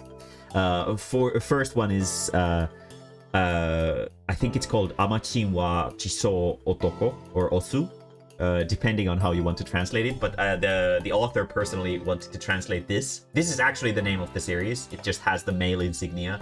This they wanted to translate to Osu, which means in Finnish it translates to uros. I don't know what the translation in English is for that, but it's like when using a word for like a male animal. Yeah, but male doesn't have the same, because Japanese has the word for male, which is otoko, and then there's osu, which means like a male animal, or like you know, like an alpha male. Yeah, kind of like that. Stallion. Something like that. But English I don't think has a word for it. But either way, we have a series about Amachin, who is here, who is a son of a very like massive like fashion mogul, who is very cutesy and has dedicated their entire life to becoming the cutest element in the universe. And they have a massive crush on their childhood friend up here, who they are very shamelessly hitting on. But then the male friend obviously doesn't like respond to their feelings, at least very soon. So they have to inform others that they are indeed a guy. Indeed, this is one of those. A very silly, light-hearted comedy about a like idiots having fun, being idiots. If you need something light-hearted to enjoy, and you enjoy themes of cross-dressing boys and like light-hearted romance, it's very nice. The thing that I really enjoy about this is that Amachin's feelings towards, I think Tatsumi is his name, the guy up in here, they're very genuine, and he's like truly in love with this person, and it's not like their love is considered a joke, which is a very common trope with these cross-dressing boy kind of series. Tatsumi at the start sort of takes it lightly and thinks that they're just joking, but after they sort of start to realize how serious Amachin is about them, they start to slowly like take it more seriously and respect the feelings a little bit more. And it's just a very wholesome time. So if you need some cute cross-dressing boys in your life, Amachin is a good time. I have, I think, like 7 or 8 of the books in my bookshelf. It doesn't have an official English translation, unfortunately, though. So if you want the books, they're gonna be in Japanese. Next one. This is really strange. A very unusual depiction of boys love, and you can already see from the cover art, has this very cute and dainty person, but there's like this weird sort of like blurry pixel effect there, because this is like a psychological horror. We have a main character who is right here, who has just made his first girlfriend, and this girlfriend is their childhood friend. They've been friends, close friends with this like family that lives next to their house, where there's a boy and a girl, and they are dating this girl in sort of like a high school debut or something like this. And what they haven't told this girl though is that they have a massive, like enormously crippling gynophobia. For anybody who is not familiar, it means that they are insanely afraid of women. And they agreed to the relationship because they are sort of in love with the girl, but the girl is like really in love with them. And I think the girl confessed, and they were like, okay, I can try. And they figured that they're gonna try their best to get over their phobia. Judging by this picture in here, you can probably tell that it's not gonna go super well. They are terrified, absolutely terrified of women because of some really awful childhood trauma and relating to women. And things get much more complicated and unpleasant when we find out that the brother of our sister, this girl right here, who is the female lead who this guy is dating, is an identical twin. So we have a male who looks exactly like them, and one night they see a dream, quote unquote, of their girlfriend climbing into their room through the balcony and having sex with them. But for some reason it doesn't incite this reaction of horror in our main character. And the next morning the brother starts appearing a little bit more actively, and the main character slowly starts realizing that, oh, the brother might have feelings for me, and I might have had sex with him on accident, thinking it was a sister. So, you know, very positive, very complicated, emotional drama. It's a pretty fresh series. There's not a massive amount of it yet, but it's got a really interesting premise. And I've never seen a character with gynophobia being depicted in a serious manner instead of just being a joke, which what it usually is, like when a boy gets hives from touching a girl or something stupid like that. This is like a very realistic depiction of like genuine gynophobia. It's really interesting, and I'm looking forward to seeing where it goes. Up next, Crime, more adult series. These are both for more adult audiences. Candy and Cigarettes, the first one, a comic about this old man who has a grandson who has like this mystical disease that makes them completely brain dead. And they have to... Top tier manga, yeah, nice. I'm glad you like it too. They have to become an assassin to make some money to buy the medicine, like a mystical fantasy medicine for their grandson. And they meet this little girl who is grown up from a very young age to be an assassin. And they become like an assassin duo, going around the world, assassinating people, eventually getting tangled up in like civil wars and stuff like that. It's really interesting. It depicts especially war in a really gritty and realistic manner, where like everybody's like traitorous, everybody's evil, everybody's like just bad things happen in war, and it's about like how crooked an environment like this grows a child, and it depicts it really well. And it also sort of tells the story of the grandpa, who is like, he has like no reason to live outside of getting the medicine for his grandson, and he's willing to go to like absolutely lunatic extremes for this. So we have two characters who have very similar premises, but they come from completely different backgrounds and join forces to sort of defeat these forces of absolute and utter evil in a more realistic and gritty manner. Really enjoyable. Has like this really pretty old-fashioned-y art style. Really nice. All the bad guys look like they're straight from Dragon Ball. It's very nice.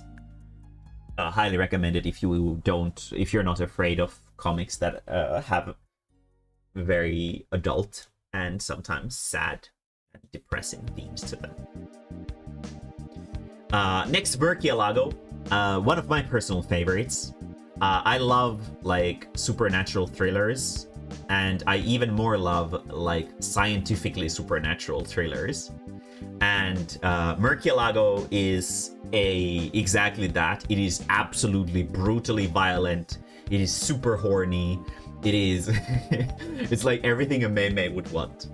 It's about this super violent murderer, Slender Woman, who killed their own family, and they killed like everybody who they ever knew and stuff like that, and they're ready to get executed. They have a lot of belts around them to keep them on the chair because they're so incredibly slender and dangerous. And Murcielago means bat, just for the record, and it is a model of Lamborghini. This is correct. And we have Kuroko Komori. Komori also means bat, who goes on. She's hired by the government to kill all the like lunatic super criminals that exist in this world. The police first realizes that they don't have the manpower and the lunacy to sort of get into the minds of these lunatic perverts and violent criminals with like basically superpowers that they have gotten with science. So they hire this violent murderer to become like a Dexter type of character, if you've seen the TV series, where the criminal hunts down other criminals. She's like completely lacking in all morals. She's absolutely monstrously violent, unless it is about girls.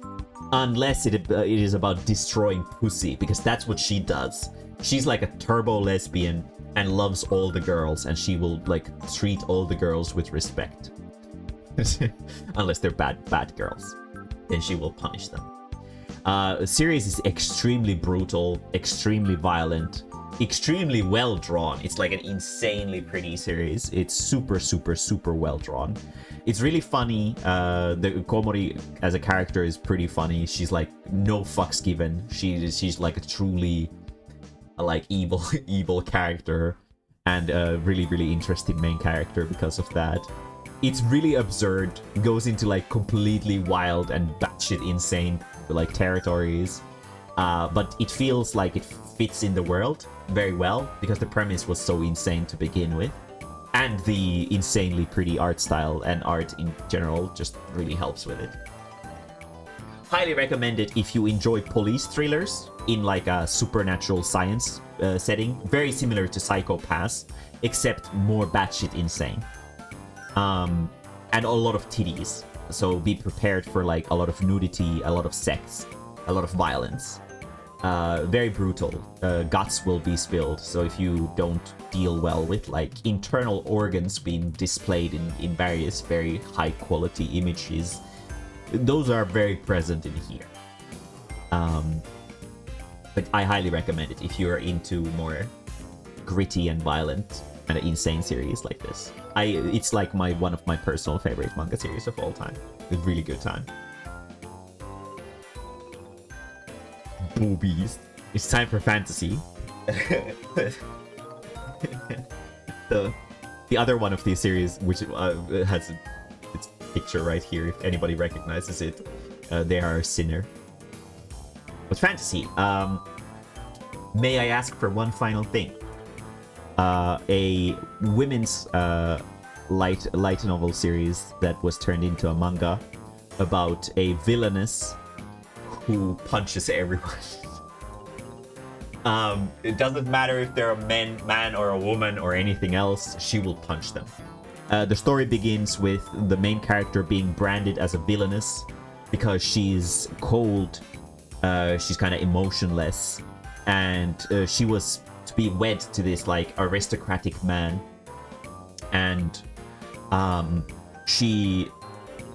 it was like a political marriage, and the man falls in love with this like dainty flower girl, and he's like, I don't want to marry you because you're a villainess, you're evil, you bully my waifu and whatever. And then she's like, oh, I see, you're a stupid bitch. May I ask for one last thing? And then she's like, may I make this stupid bitch fly? She is the best. Like, if you need like a female empowerment series where the female is empowered by pure violence, this is it. This is funny as hell. It's really pretty, it's really well drawn, and it has like the most badass female protagonist. And she literally punches everyone. And updates never. Well, it was semi-recently updated, I think. But yes, it does update a little bit slowly, but it's a really, really good time if you want to see people getting punched. Like absolutely shitty people getting punched. Oh, 6 months ago, shit. But yes. May I ask for one final thing? I recommend it if you want to get like a soft landing into the whole villainous genre. There will be more books in the same genre from here later on, but this one was pretty satisfying because punches are funny. Hopefully it will get like an official translation. Maybe it will. Maybe the reason to why it hasn't updated is because there is an official book out or in the production already. But yeah, really funny. Girls punching assholes. Titties! The perks of working in the black magic industry. Murcielago was a little bit earlier, but Murcielago is also good. But the previous one was, may I ask one final thing? Let me show you this one again. May I ask for one final thing? Murcielago was also about a female protagonist, which is, you know, it's a good time. Now, the perks of working in the black magic industry. I'm gonna assume that nobody knows about this, and if they do, they probably don't want to admit it. It's about this young lad who wants to become a white mage, and they discover that they're just not good at white magic. They've tried their best to study it and get better at it, but they just aren't good at it. But they are really, really good at black magic though, and so they go accidentally sort of end up in a black magic guild. And they discover that the black mages are a lot nicer than what they thought. There's no blood spewing, there's no sacrificing your lifespan, and there's no life sacrifices. And all the people in the guild are really, really cute and like expressive and really, really wholesome. Except from the perspective that the main character has to like fuck everyone. Lots of sex. Lots of characters with big titties, lots of characters with small titties, lots of really funny faces, and a surprisingly wholesome depiction about a company trying its best to not follow the Japanese standard of treating its employees like shit. It is very, very... it is a very, very wholesome and also insanely horny series about a bunch of characters working in the industry of black magic, but also being treated really, really nicely about it. And they have like a really nice... this little doggo girl here is their employer, and she's really, really nice, and she's really, really wholesome and fucking cute as hell. And it has a really, really positive and nice depiction of like a dream scenario of working in a company where the company respects you and treats you like a human being instead of a shitty piece of like a puzzle piece. It has a lot of the chapters are about like workers' unions trying to fight against like injustices, and then the chapters are filled up with sex to keep your interest in it. There are monster girls, there are succubuses, there are big titties, there are like nightmare demons, there are ogres and giants and everything. Wholesome horniness. Yes, this is exactly that. So for all of you horny people who are interested, the perks of working in the black magic industry. I recommend it. It's pretty cute. I believe the series is complete as well. I don't think the English translation is finished yet, but I think the series is complete though. Feel free to check it out. Mae-mae will not judge you. Don't worry. I read this too, and I enjoy it. It is very nice. Had me the sucking as healer and shining as black mage. Yeah, check it out. It's on Manga Text. You can read it there. And if we go to Japan in August, you can buy the physical release too to support the author. Always support the authors. If you read stuff, please try your best to support the authors if there's any way for you to do that. Because even if a manga series is pretty successful, that doesn't mean that the author is making big bucks with it. So try your best to support the author in no matter what way you can. Let's talk about girls kissing. First thing is a Chinese webcomic. Very strange to see a Chinese comic about lesbians, but it's very pretty. So I wanted to recommend it. So I have some webcomics from China and Korea and stuff like that in here as well, for a variety. Even though it's a manga recommendations, let's just say that they're manga. But by anything, it'll probably be that one where the elf eats the French fry. That one's available in English too. But yeah, please bully me, Miss Villainous. It's about these two girls. The blonde-haired one is the villainess, quote unquote. There's this mysterious villainous system, quote unquote, that keeps popping up like these prompts around her that say like you have to throw water, like empty your glass on the face of this girl. She's like the main character of the quote unquote story, and she's the villainess. But she is really in love with her because of various personal reasons, and but she's really reserved because she really cares for her, but she doesn't want to hurt her, and the villainous system keeps like pushing her to hurt her. It's a very wholesome series about love overcoming everything, and the villainess starts coming up with these different creative ways to follow the villainous system's rules without hurting the main character. And they slowly grow to love each other. There's fantasy, there's even time travel, there's like tension, romantic tension, sexual tension, and stuff like that. But it's a very girly series about girls' love, probably for girls, emotionally charged and very pretty, full color, very nice. Highly recommended if you are into GL. Otome no Teigoku. A little bit more horny. One of my absolute personal favorite Yuri series. I really enjoy Yuri in general. And this one is just such a unique and weird Yuri series. But yeah, I wish this was a bit less SOL. What is SOL?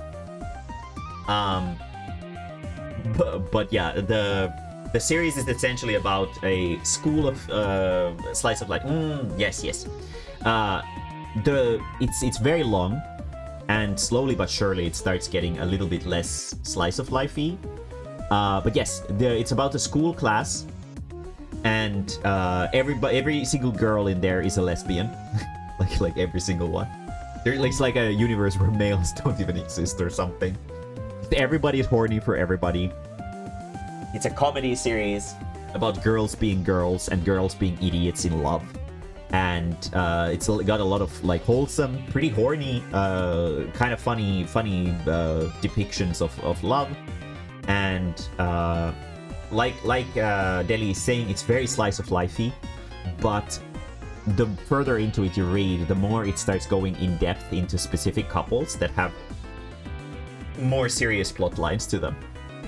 But generally speaking, it's very nice because a lot of Japanese Yuri series depict like the troubles of being a lesbian in Japan, of like how difficult it is and how uncomfortable it is and stuff like that. But this one is just all about the positivity. It's like just having a great time being girls who are in love with girls. It's really funny. The chapters are short and sweet and easy to digest, and they all have like their short little story arcs. It's a very easy series to digest when you are, for example, like getting ready for bed or something like that, and you need like a sort of like a relaxing thing to calm yourself down with before you fall asleep. It's very nice. Then Korean, Sora and Haina, a more realistic sort of take into Yuri. Sort of realistic, but the premise is kind of funny, but the world is very, very down to earth.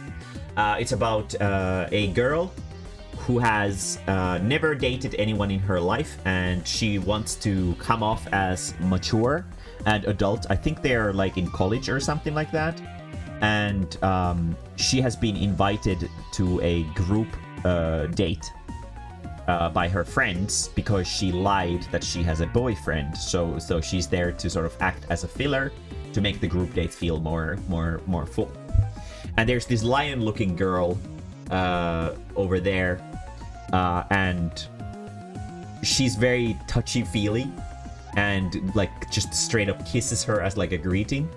And she's like a social butterfly, and like she has all the, like, everybody knows her and everybody likes her, and she's like just like the complete opposite of our bookworm girl, who is really socially awkward, but she's really good at school and stuff like that. So they make a deal that our lion girl here is going to teach her how to be a cool dating life girl, and in turn she will help her with school because she's the lion girl is kind of a dumbass.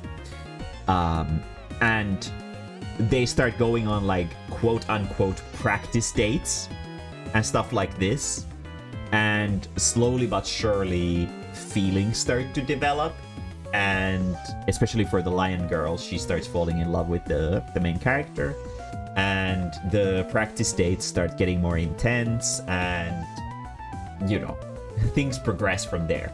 It is a very realistic and pretty adult depiction of like falling in love. It's a pretty wholesome series, and it tells the story of not only these two, but a lot of other really atypical girls love couples. And it's really nice. It's very genuine and very honest with its story. And if you need a nice down-to-earth Yuri series, I highly recommend it. Sora and Haina. Up next, let's go to horror. We will have Junji Ito, but not in the horror category because I found a different category that apparently it fits in. Mieruko-chan, a pretty famous series, but some people don't know it, and I will fight tooth and nail to say that please, please, please. I know there is an anime of this, but please read the manga. The manga is so much better than the anime. It's about a girl who can see these like apparitions, these ghostly, horrifying monsters like almost everywhere. And the thing is that she can't reveal to them that she can see them, because otherwise they can like attack her. Yes, the anime isn't very good at all, because this is quote unquote considered a horror comedy. The anime goes really hard into the comedy part of it, and it completely feels like this weird sort of slice of life-y, jokey series. But the manga version is a lot more serious in tone, and it feels like a genuine horror, which makes it a really good time. Really, really fun if you enjoy like these really terrifying horrors, and sometimes like more spiritualistic and interesting depictions of like Japanese mythos and stuff like that through these horror apparitions. It's a really interesting series for anybody who is interested in like a very unusual brand of horror. It's a very good time. Don't check out the anime though. The manga is way better.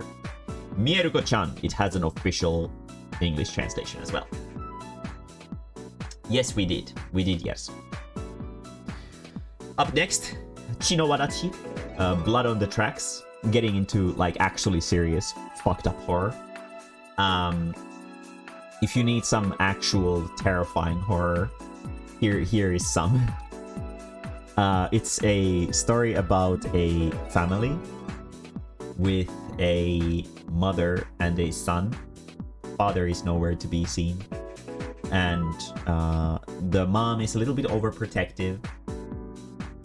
And the son is very awkward, very socially awkward, kind of a mama's boy, and a little bit of a pussy.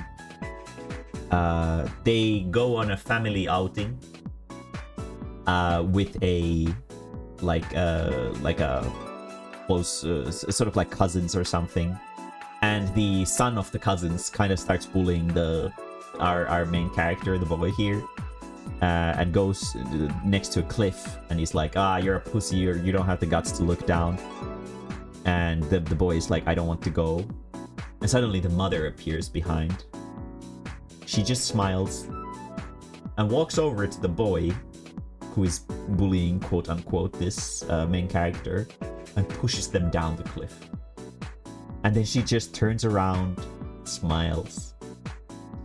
And the story is a quote unquote coming of age story of the main character, while their absolute fucking lunatic mother is ruining everything in their life for them.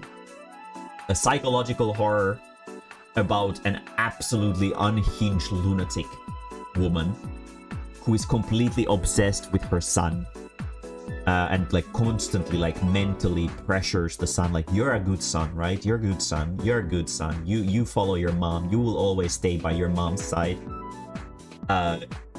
It is super like anxiety inducing. It's like a social pressure nightmare. So if you need more like realistic, in a really uncomfortable way, realistic horror, check out Blood on the Tracks, Chino Wadachi. There is an official English translation of this.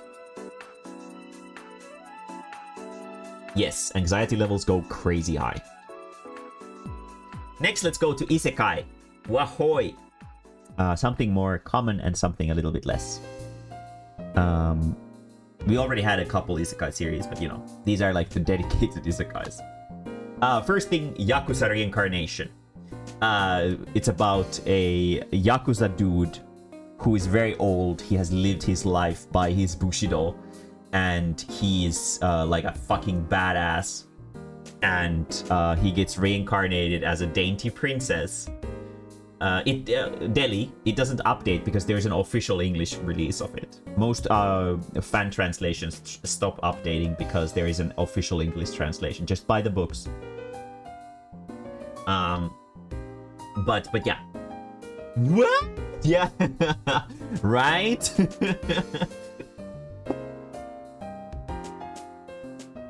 But yeah, it tells the story of a Yakuza dude who is a total... Right? It's really fucking pretty looking.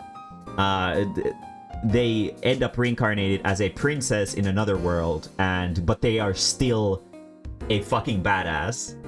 And they just like go ham on everybody and beat up all the bad guys and like show everybody like what the fuck this manly honor is all about. But they are also a dainty princess. So can't get it on my reader. Why? I would believe you have like a long list of the series names to post for Discord later. Well, I could, if you want me to put them down. But you can always just check out the VOD, because this is gonna go on YouTube, so you can check back on it as well. And just, you know, write them down from there. But Yakuza Reincarnation, for anybody who wants some badass female main character in action, but who is also a Yakuza dude, it's really, really good. More lighthearted, Pharmacy in Another World, I think it's called like Isekai Yakyuku in Japanese. It has an anime. The anime is, you know, it's your average Isekai anime. It's kind of shit. But the manga is pretty interesting. It takes a very different approach into the whole Isekai thing, without being like... It is a power fantasy, but it's a very different kind of power fantasy where instead of fighting against giant monsters or stuff like that, it fights against like a fantasy version of the Black Plague and stuff like that. It's a story about this guy who whose sister passed away really young due to a chronic illness, and the main character wants to dedicate their entire life to becoming like a super pharmacist, or like create like the best medicine in the universe. But because of their insane drive for their work, they end up dying from overworking, and they get reincarnated into this magical world as a magical boy who has the ability to like lift their finger over their eye like a lens and look at people to diagnose them. Like he can see like where a person has a problem in their body, and then he tries to diagnose them based on that. It's pretty interesting from the fact that instead of the characters talking about what kind of cool powers they have, it talks more about the advancements of the medical industry in pretty high detail. It goes pretty in depth into like how like specific medicines and stuff like that have been created and the history of them.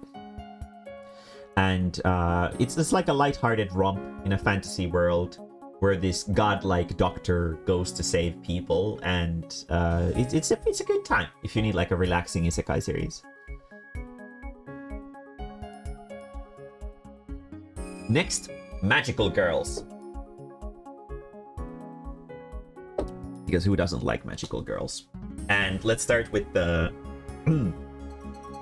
best one. The best one. This is a fucking masterwork. I love this shit. It's fucking hilarious. So I admire magical girls and ...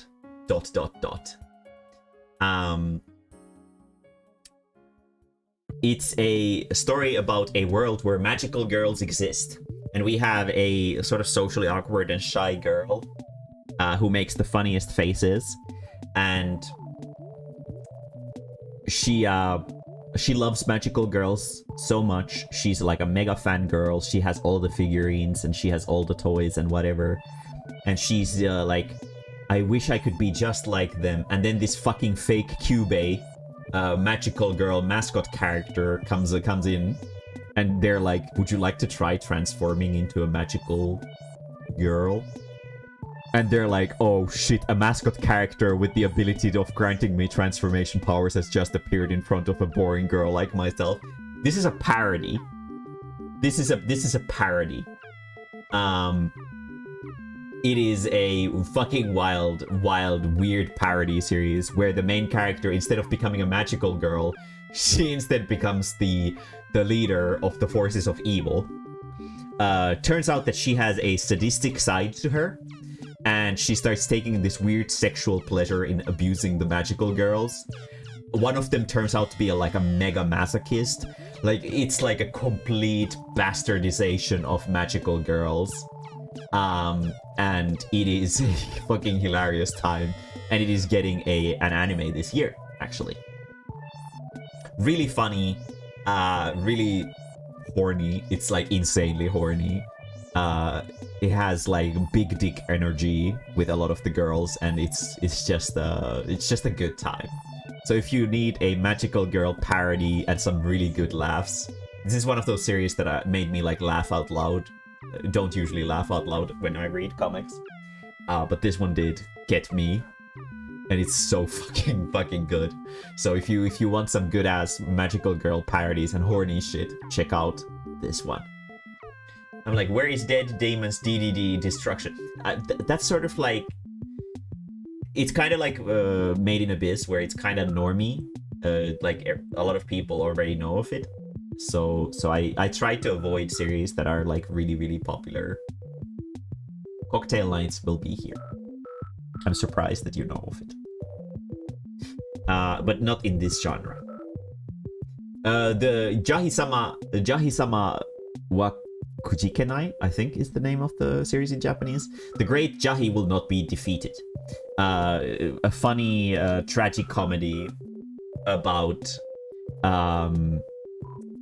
about a demon, like a leader in the world of demons, and their kingdom is defeated by the magical girls, and she's reverse isekai'd into our world, and all of her magical powers are gone, and she shrinks into this adorable, miserable little gremlin, and she has to live the life of a very poor Japanese person, which is very sad. It seems like they have to bathe in this like vat that they have to heat up themselves, and like it's just a miserable time. It's really funny, but it's also like tragic kind of. So if you don't like it when cute characters have like miserable things happening to them, even in funny ways, this can be kind of tough. I actually had to take like a massive break from the series because I just felt so bad for the main character. There is an anime of this. It's really sort of cute in a really sad way, and if you enjoy seeing like just funny like really funny and tragic slice of life, this is that. It's cute characters doing poor person things, which is, you know, kind of funny. Now let's go into gender bender. So here we have Oni-mae. Oni-chan is done for. It's currently running as an anime. I don't think it's ended yet, or maybe it ended like last week. It is about a complete degenerate boy who just doesn't do shit. They're a hikikomori. They don't get anything done in their life, so their super genius sister decides that you will be a loli. And the brother is just like, oh, I guess so. God, I wish I had a sister like this. Fuck.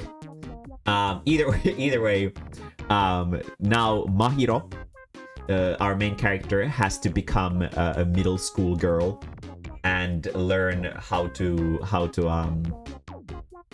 be cute and feminine, I guess. So it's like a lighthearted romp that goes into sort of a person who is completely out of this world, like this sphere, experiencing what it is like to be a girl for the first time. It's pretty cute. It sort of ticks all the right buttons for a person who is into these kinds of thoughts. It's a very cute slice of life comedy about just cute girls doing cute things. But it has the added perspective of a slight relatability from Mahiro being like an otaku pervert who just likes to play hentai games and stuff like that. But now they're a cute little girl. So it creates this like narrative, funny thing to it. There is an anime. The anime is actually a lot more sexually charged than the manga. The manga is just pretty much completely wholesome from start to finish. But the anime has a sexual undertone to it. So if that kind of stuff is something you're not really into, with the characters being very lolly, you can read the manga. The manga has like nothing sexual to it. The anime does though. So, you know, if that's your thing, you can enjoy the anime too. Anime is really well animated. It's really pretty. And it is still primarily really wholesome. So I like, as long as like the slight sexual twinges here and there don't bother you, it's a good time as well. Official translation is Oni-mae, I am now your shit. Yes. But yes, Oni-mae is a good time if you enjoy this kind of wholesome series. Up next, oh shit, Clownfish Twister. What a fucking masterwork this is, made by yours truly, Mae-mae. It's about thick boys turning into thick girls and then touching dicks with their best bro. Very wholesome. I suspected. Of course I will market my own series when it comes down to this kind of stuff. This is my debut series from 2016. It's an old comic thing. The only Finnish manga series that was finished. It's about Maru and Ren.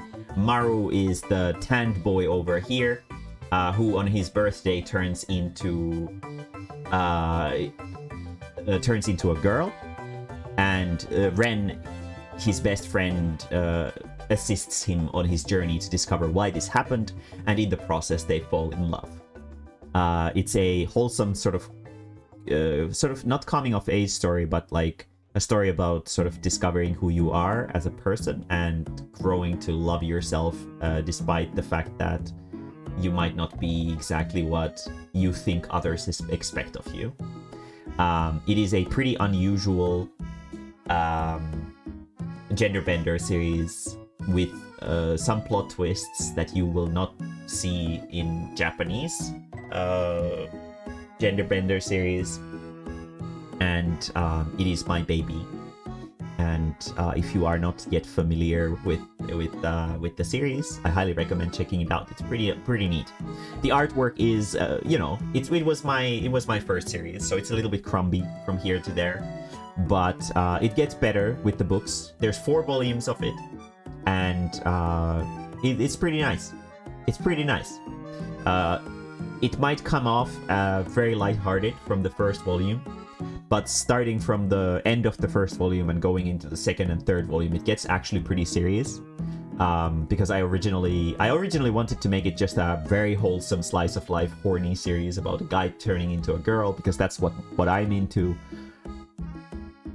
But then I realized that there's a lot of series like that out there already, and they are made by people who are way better at making stuff like that than I am.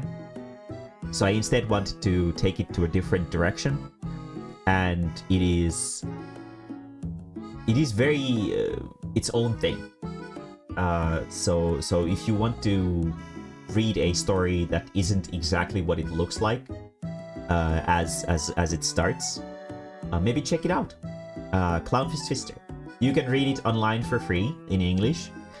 There's a link in the Discord server to Clownfish Twister, or you can Google Clownfish Twister tapas to find it in English for free, so you can introduce yourself to the series there. Or if you want to support me in my endless adventures into trying to make manga in a country where people don't really appreciate when you try to make manga, check it out on my Etsy. Etsy.com/shop/Mae-mae comics. The link is also in the important links section of my Discord server. The series is in its full oddity in there. I recommend checking it out. It might actually be a good time. Next, mystery.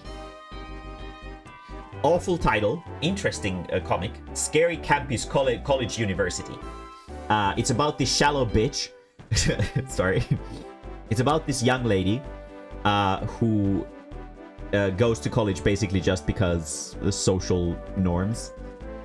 She's kind of horny, she's kind of shallow, and for some reason, like, this supernatural phenomena starts appearing around her, and it is really, really oppressive and scary.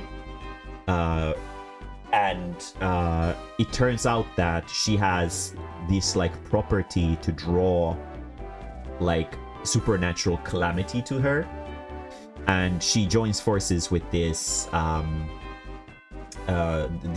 of grouchy looking dude, not this guy over here next to us, but another guy who has like the power to sort of try to solve these mysteries and stuff like that. And they start like discovering bodies hidden inside walls, and they start discovering like these like shady businesses that people run, and they start discovering the mysterious fish people who cannibalize people and shit like that. Supernatural mystery series. A pretty good time if you enjoy such. Has some sexual undertones and does have a lot of really grotesque depictions of sexual abuse and like violence and just negative emotions of various kinds. So if that kind of stuff doesn't scare you, then maybe check it out. Scary College Campus University. Awful title, interesting series. Denjin N. The Electric Denizen N, I guess, is the English title. I'm not exactly sure, but I don't think there's an official English title for this series. But yeah, it's about this loser where everything sort of goes to shit for him. things aren't going well. Life is kind of mean, and it feels like even like his own family is just exists to ruin his life. I don't remember if it was on purpose or an accident, but he dies from electrocution, and at like his lowest point. Then it's turns out that like his spirit, or not necessarily his spirit, but like his consciousness has transferred into the electric grid.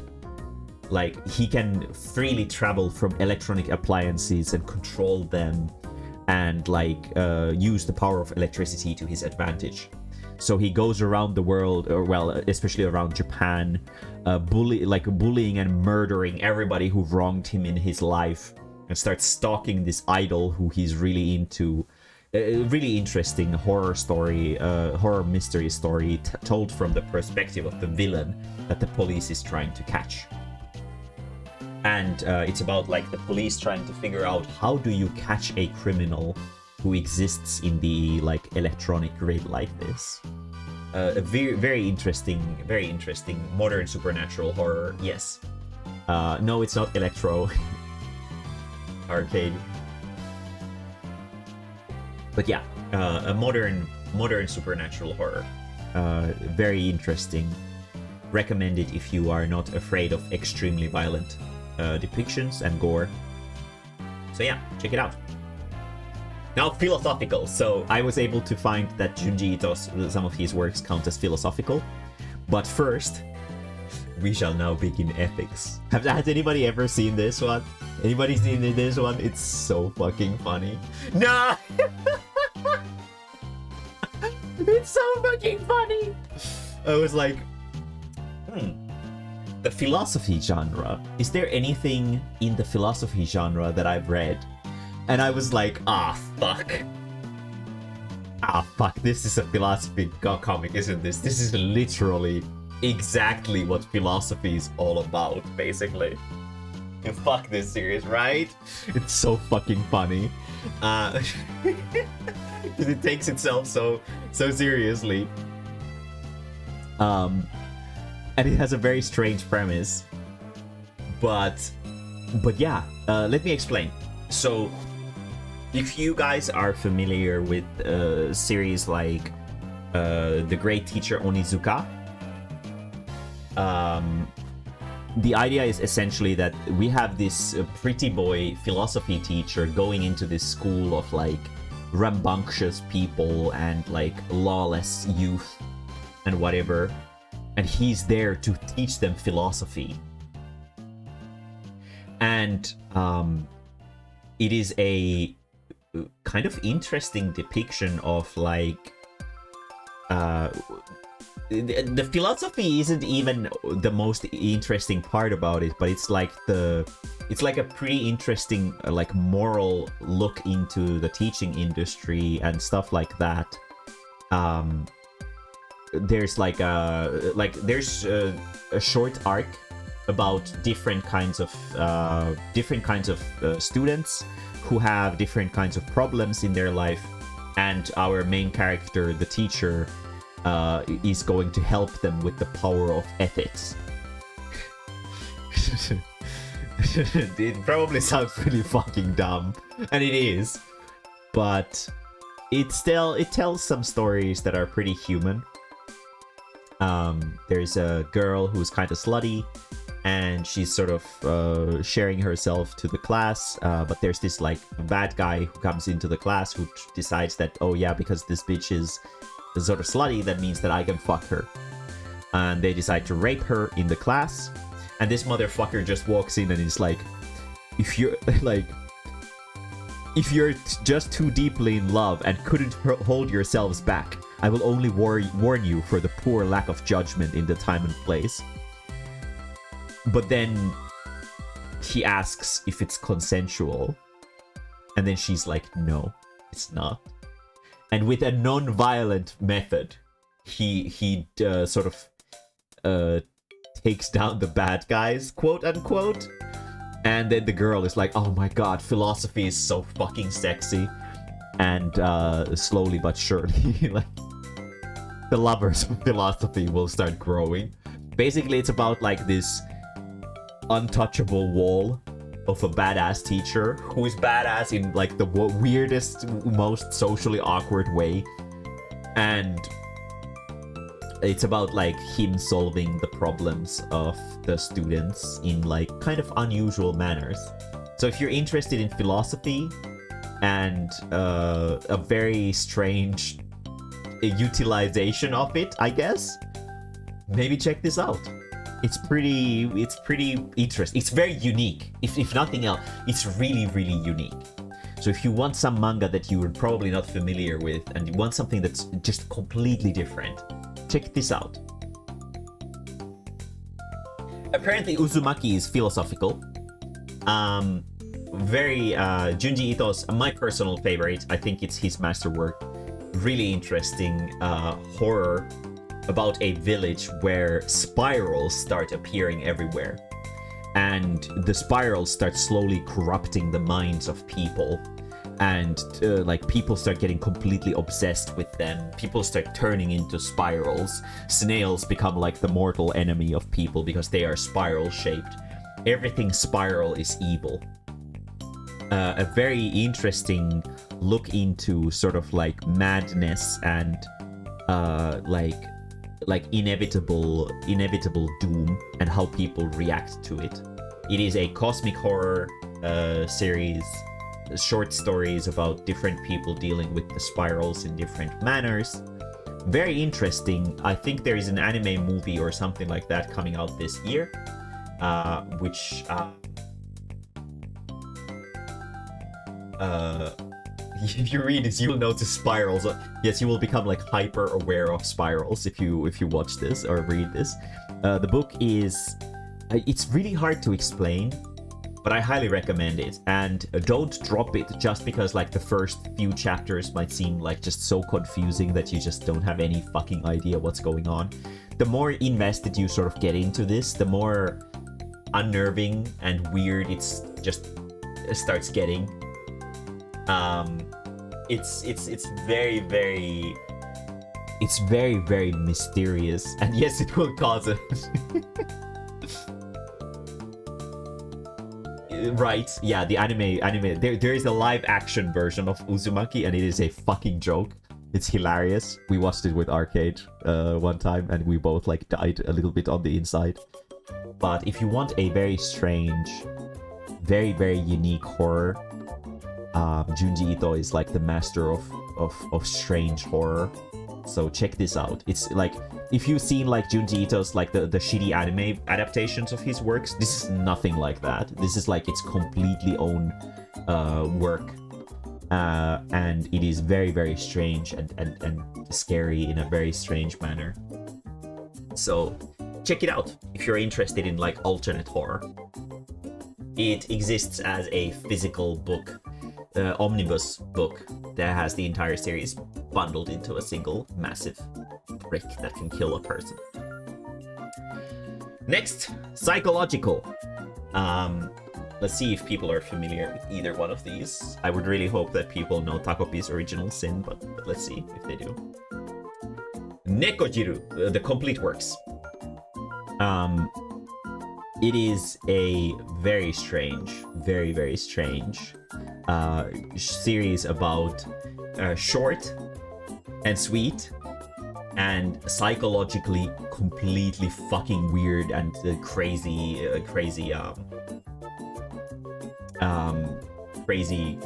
shit. It tells the story about cats doing batshit insane shit. And on the surface, it just seems like low effort shit posting. But it is actually a very in-depth series that goes into like weird stuff like the nature of religion and like the injustices of the world and like what is morality and like human hypocrisy and stuff like that. There is a, if you need a, like, obviously the art style is very crummy and you might feel like, what the fuck is this even?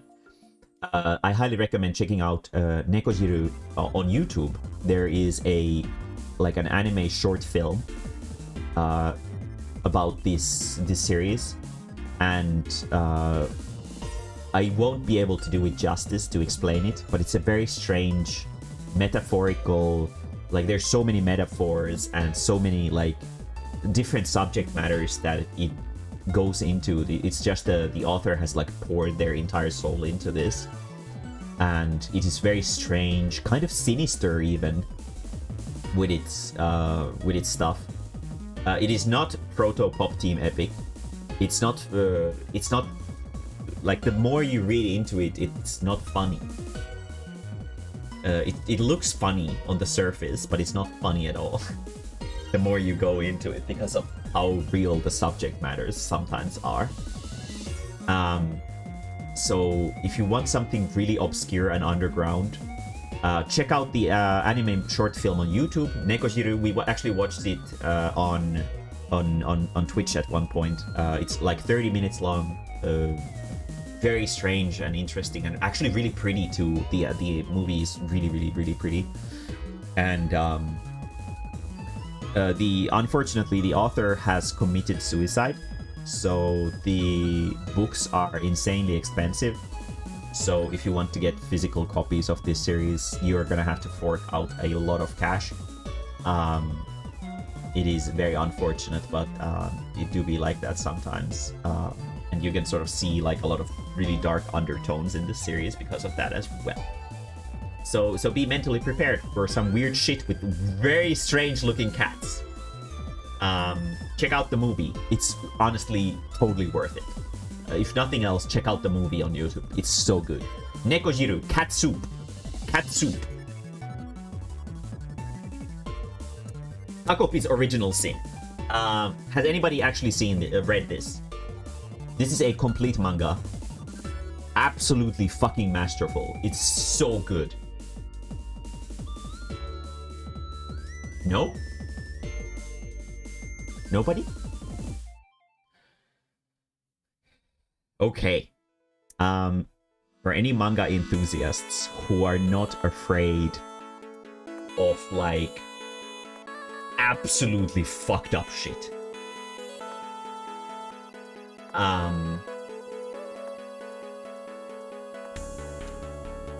We have a happy alien from a happy planet where everybody's super positive and happy, and they have tools like the makeup ribbon that make everybody super happy, and it's super nice, and yay. He comes to Earth and finds a girl who he can make happy, quote unquote. But it turns out that not only is the girl bullied like insane, they have like all the possible issues at home, and life isn't so naive that the makeup ribbon is gonna make up the issues that this girl is being treated with. She's bullied to the point of the bullies killing her dog. This is a comic about incredibly serious physical and mental abuse, and a completely naive Doraemon type of character who thinks that they can fix the world with these happiness tools. It's a complete like conflict of this naive childish world coming into contact with the reality, like the shitty reality that our lives can sometimes be. Insanely dark, insanely depressing. The series is short and sweet, and it is super stupidly sad and miserable, and it is a story about Takopi learning that happiness isn't so simple. That happiness isn't just about tools. It's not about it's not sweet. It's short and fucking bitter as hell. It's about Takopi learning about this. It's about our main character being provided with these magical tools to fix their life, but using them in the completely wrong ways because they are completely fucked up because of their incredibly depressing childhood. Like everything is gone to shit, and they think that they can escape from the situation with these tools, but they can, and things just snowball into worse and worse and worse and worse. It is an absolutely masterful piece about like a total conflict. A total conflict of like worlds colliding. Absolutely recommend it if you can take really, really heavy shit. Super, super good. Super, super short. Takopi's Original Sin. But be mentally prepared to take some damage, because this is a fucking fuckfest. It is insanely depressing. So yeah. I did cry. I cried so much with this shit. It is so fucking such a bad time. But also an incredibly interesting take on this genre. It puts a childlike fantasy character from an environment like Doraemon, where everything is happy, into a realistic environment of child abuse, and things don't go nicely. So yeah. Let's go into more positive shit. Romance. Yay! My senpai is annoying. Full color manga. Very, very nice. About our little gremlin in the corner, who is an office lady. Or a Lalafell masquerading as one. And they are in love with this massive closet of a man. And they are very socially awkward, both of them. Our green-haired girl, because she's really bad at being honest about her emotions, and our closet man here, because he is a total fucking brickhead, so he doesn't perceive her feelings at all. But slowly and surely, they will sort of grow closer and warmer, and it's a very fluffy, very wholesome romance about adults and adults who look like Lalafell. So yeah, and also yeah, Takopi's Original Sin is a bad time. Just say. But I highly recommend it though. It's a great bad time. But yeah, if you like office romance and Lalafell dating mountains, you know, maybe check this out. My senpai is annoying. It's full color, very pretty. Even the physical release of the comic is full color, which is awesome. I have a few of the books in my bookshelf, and they're a proud part of my collection. This is the point where I ran out of time at the event. So I'm glad that I get to talk about these more in depth. Orokana tenshi wa akuma to odoru. The foolish angel dances with the devil. A stupidly adorable romance series about a boy who is a demon and a girl who is an angel, and the job of angels is to hunt down demons. And obviously this is a problem because our main character ends up falling in love with our angel here, and the angel is kind of cold, she's kind of emotionless, she has a lot of like baggage with her. There's a lot of like family drama and stuff like that comes with her, and she originally decides to employ our main character demon here as like a slave to hunt down more demons. But then it turns out that she has like massive problems of her own, and then the main character starts helping her out and they become friends. The friendship starts slowly blooming into a romance, and it's really, really wholesome. It's really, really funny. The characters make awesome faces. The artist is a fucking master when it comes down to funny faces, and it is super cute. There are love rivals, but it's like it's not a harem series at all, and it's just a very good time. If you need like a wholesome romance, with like heavy fantasy elements, then check this out. It's really, really pretty, but sadly also updates pretty slowly. But there is a solid like 40 or so chapters of it, I think, out there. So if you need some funny romantic comedy, check it out. Very good time. I personally really, really enjoy this. Also, the the female main character is fucking adorable.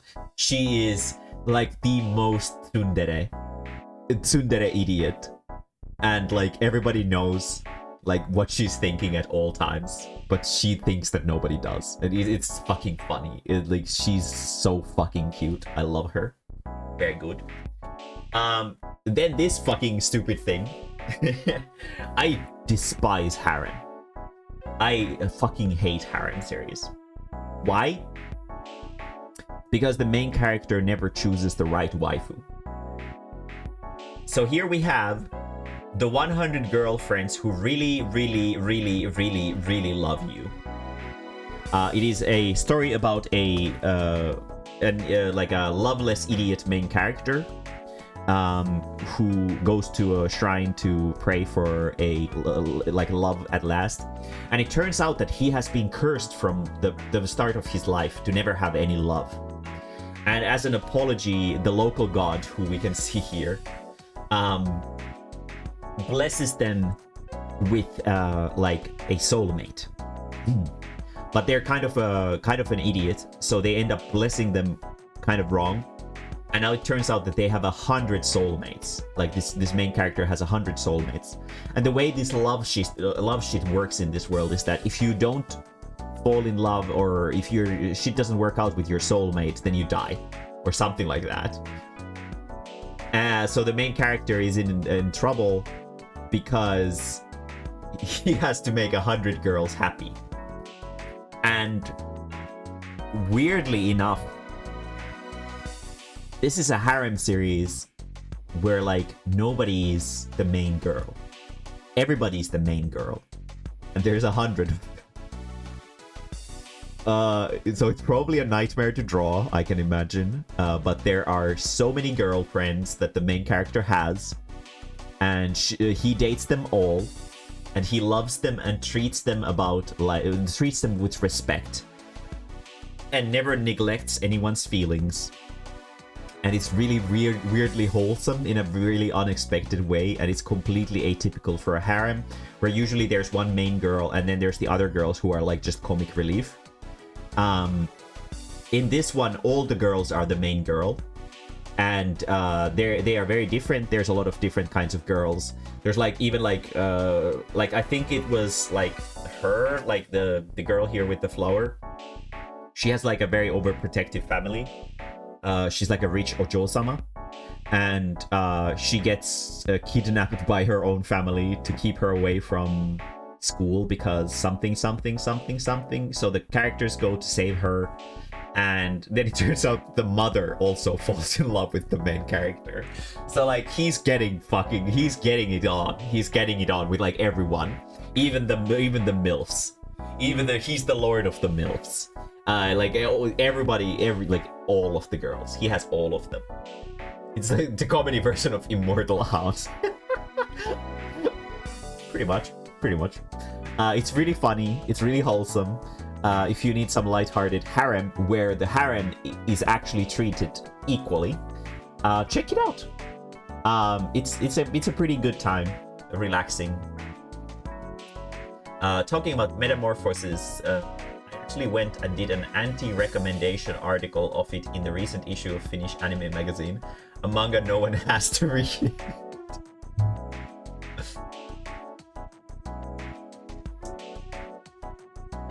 I got morbidly curious and I ended up reading it all in one go. Very good. Getting cultured. Metamorphosis. Cultured. Anyway, not hentai today. Sci-fi. Let's talk about sci-fi.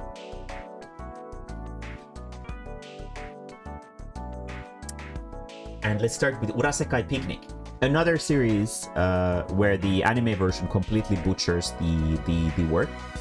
So originally started as a light novel, if I'm not completely mistaken, and then got a manga adaptation and then an anime. Anime is kind of shit. I personally don't like it, but the manga is actually really nice.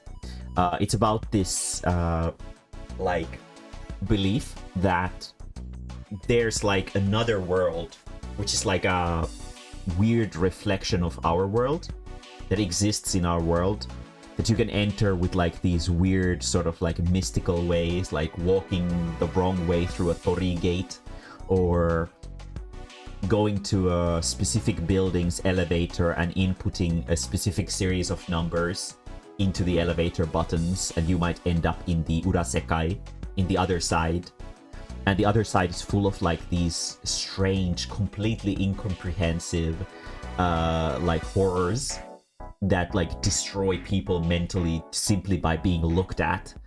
And like the main character gets stuck in there and gets saved by this blonde girl who is on a search for a friend of hers who got lost in this world.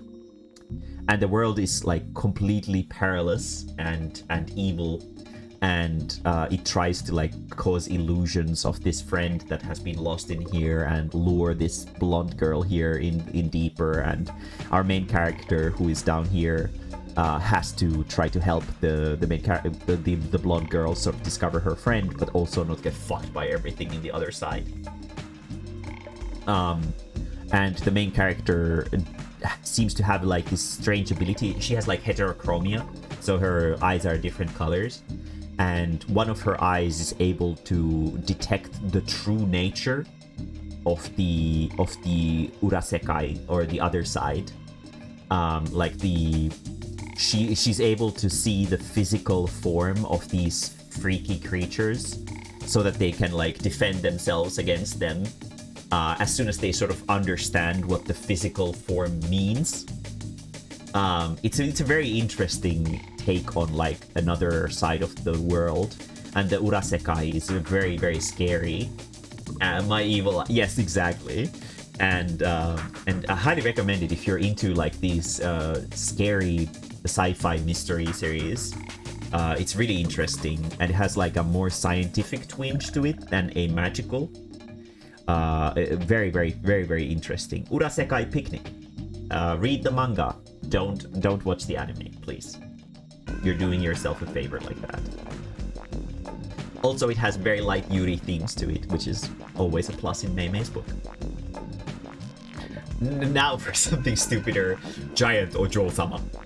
Very powerful comic about an Ojo-sama who turns giant to defeat the forces of evil. It's exactly that. It's the stupidest shit. It's the stupidest, most lighthearted shit. About like this bunny rabbit scientist who has the power to fetishize this woman with the giantess fetish and turn her into a gigantic version of herself so that she can battle against these stupid plush toy looking evil creatures. It's really funny, really stupid. It's super obvious that the artist just has a fetish for giant girls. But it's also funny as hell because the Ojo-sama is just... I don't even remember if she has a name. I think she's just called Ojo-sama. Which is like, you know, this is that kind of reading. It's just stupid shit, which is kind of funny. So, you know, if you're into giant Ojo-samas, or if you just need something stupid to laugh at, maybe check it out. The art is actually really good too, and I think this won some weird awards or something like that. But yeah, it's a good time if you need something lighthearted. Next, Slice of Life. First starting, I love the fucking author's name, Kinniku Taro.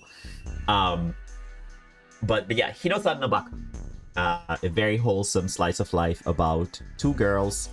One of them is Koguma, who is over here, and the other one is Hino, who is over here. Koguma is a very serious girl. She's an honor student, and she tries her best to be a good girl in all situations possible. And Hino-san doesn't give she doesn't give a shit. She doesn't care. She's like behind the school smoking or something when Koguma first discovers her. She's skipping school constantly, and So Koguma, being the responsible little lass she is, tries her best to make Hino come back to school. And she's like, is there anything I can do to make you come into class? And then Hino is like, let me touch your titties. And then Koguma is like, if that's what it takes for you to get into the class, then sure. And then Hino is like, I was just fucking joking. And then Koguma is like, she always runs away and just calls Hino like an idiot. Slowly but surely, Hino starts developing feelings towards Koguma. And now she has a reason to come to class because she wants to see Koguma. And the series is like a lighthearted, fluffy comedy about developing cute little feelings. About bullying adorable, hardworking girls and getting funny reactions out of them. It's a wholesome series, and both the girls start slowly developing romantic feelings towards each other, and it's a pretty good time if you need something lighthearted and very slice of lifey. It's a good time. Wholesome, good like food for your heart. And then the meddlesome Kitsune Senko-san, or Sewayaki Kitsune no Senko-san, I think is the Japanese title, tells the story of a office worker who is basically being worked to death in their office, and suddenly a mysterious kitsune goddess or something like that appears in their house and starts making them porridge. And the guy is like, what the fuck? And that's basically what the series is all about.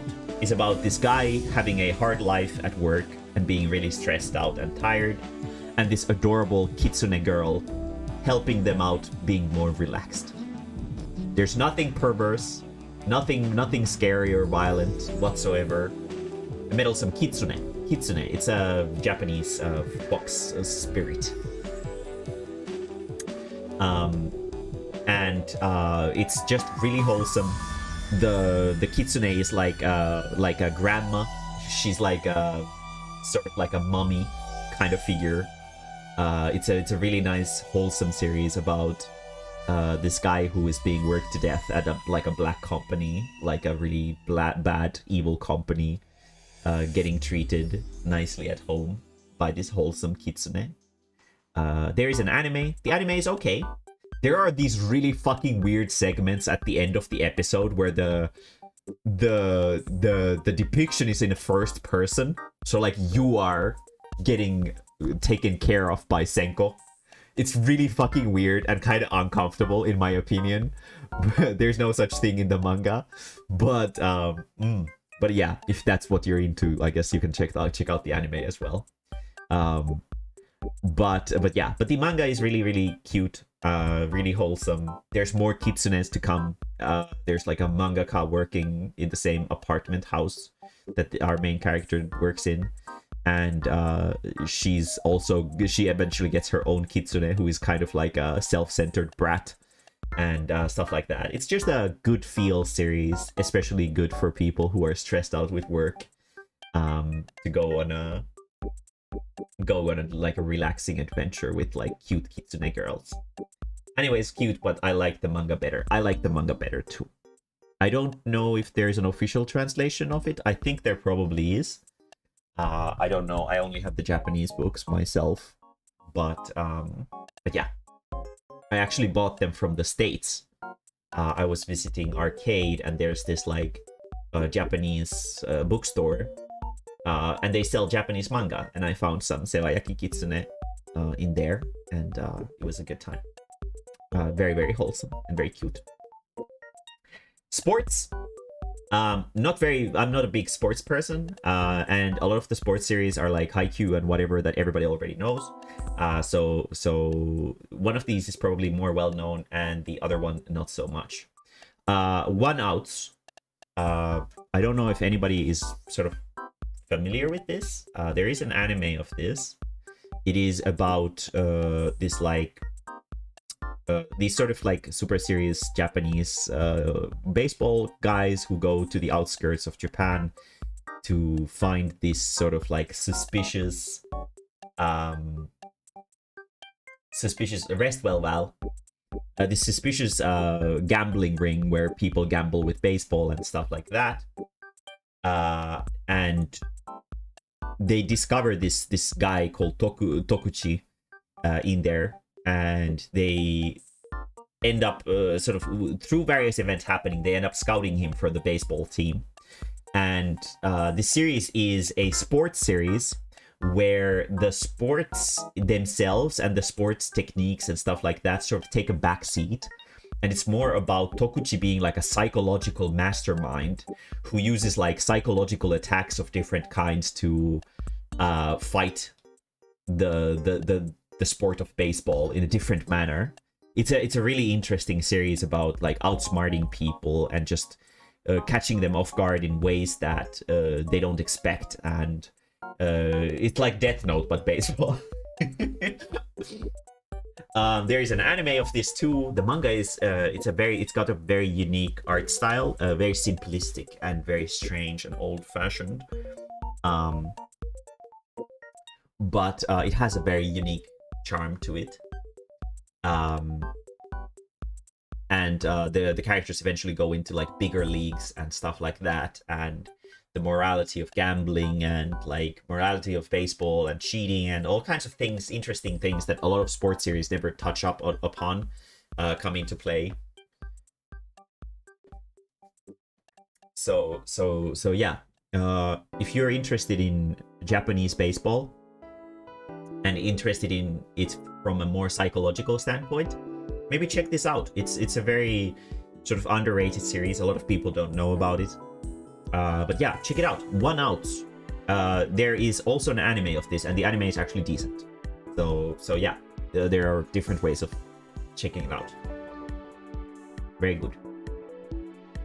And then Kaiji, people probably... So professional gambling is apparently a sport. So this was listed in the sports category. I figured I'd put it here because I didn't want to put like any of those like really big sports series here. Kaiji, even though it's sort of more well known,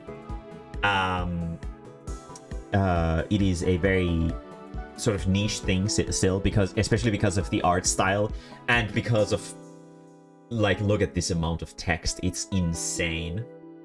There is a modernized anime of this that was done semi-recently, but it still has the same things that the manga sort of does, where there's a shitload of talking and explaining things and pondering and thinking and stuff like that. It's a very interesting series about like this loser dude, Kaiji, who is in like massive debt, and like this suspicious guy offers him an opportunity to win all of his money back in like a gambling event, like a sort of professional gambling sports event, where he has to play different kinds of weird games to make money. And it's kind of like Squid Games, I guess, but sort of less violent. The premise is that if you end up in debt in these playing events, then you will be forever enslaved in like a coal mine on some like Japanese island somewhere, but in buttfuck nowhere or something like that. But there are like death games involved in it as well. It's about like pressure, like social and like emotional pressure. It's about gambling addiction. Like the main character has a very well depicted gambling addiction. He is a very he's very arrogant and kind of a shitty person. And even though when he wins, he will keep gambling because he thinks that he can win again, and then he loses, and then everything goes to shit. Yes, exactly, Daimo. Yes, you are correct. So if you're interested in like professional gambling, and like a serious stakes, lots of psychological contents, and a very unique art style, maybe check out Kaiji. It's pretty interesting. And yes, I didn't choose the blue locks or IQs and stuff like that, because like everybody fucking knows about them already. So yeah. Superhero. Here's Cocktail Nights. This one has a very low resolution image. The precarious executive or female executive Miss Black General. Awful name. Awful name. It's a story about a general of the forces of evil who also happens to be a massive fan of the local superheroes, to the point of sort of being like weirdly horny about it, but she's not horny on purpose. And then she ends up humiliating the heroes by leading them into like these sexually precarious situations with her on accident. She doesn't realize this because she's dense as fuck, but the heroes do, and they're always like, fuck, what did I do? So it's like a story about Team Rocket sort of being the main character, I guess, and quote unquote winning without winning. So it's a pretty funny series.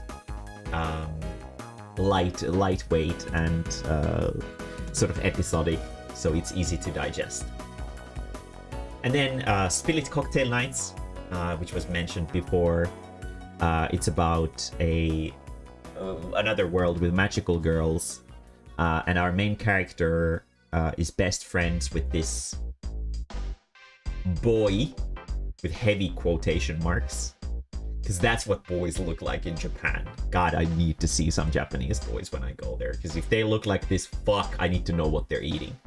Obviously, it's one of the magical girls who is masquerading as a dude at the school. And our best friend here, who is the main character of the series, obviously knows that this person is a magical girl, but they don't want to tell her because of reasons. I don't remember what it was exactly. But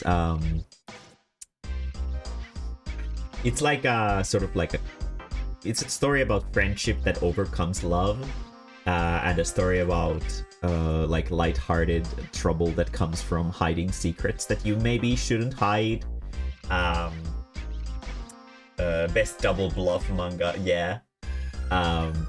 But it's a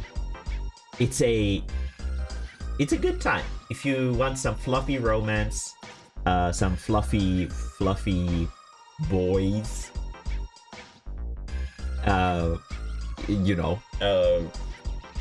It's a good time. It's about superheroes and sort of the responsibilities of superheroes. Very, very soft boys. And so soft boys that they might even be girls.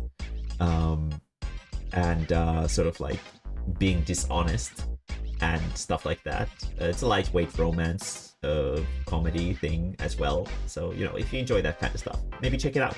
The art style is also very pretty. It's sort of like has this like airy feel to it. Like all the line art looks like the artist had a very easy time drawing them, and they didn't really mind if the perspective is a little bit crooked here, for example, and stuff like that. It's very nice. Or like that the fingers are really thin here. It feels like it was very free. I personally really, really like art like this because I can't draw like this. So I'm always really jealous of people who can. So it's a very pretty series. Next, let's check out thrillers. Starting off with Babylon.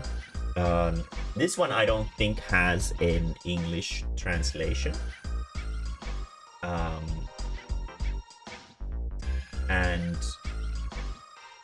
I honestly don't know why. It's a really interesting series, but there is an anime of this, and it does have a fan translation. It is about, it's like a psychological, thriller about this police force who encounter like these mysterious murders that look like suicides, and it turns out that there's this weird, completely mysterious woman with like their background shrouded in mystery and like human experimentation and stuff like that, who has the ability to give like psychological suggestions to people by just talking to them, to completely control them, even to the point of killing themselves. She can just tell somebody to kill themselves and they will go completely insane and like grow sexually aroused by the idea of suicide, and they will just off themselves. So we have like a supervillain who is a woman who can control the minds of people, and stakes start going higher and higher and higher, and she is a very ominous and oppressive villain who the police force is having a lot of trouble catching, and very soon in the series you will be taught that nobody is safe from her. Like, even people who feel like they're a part of the hero group can very easily just die randomly because the woman just decides so. Really interesting. Don't mix it up with Tokyo Babylon.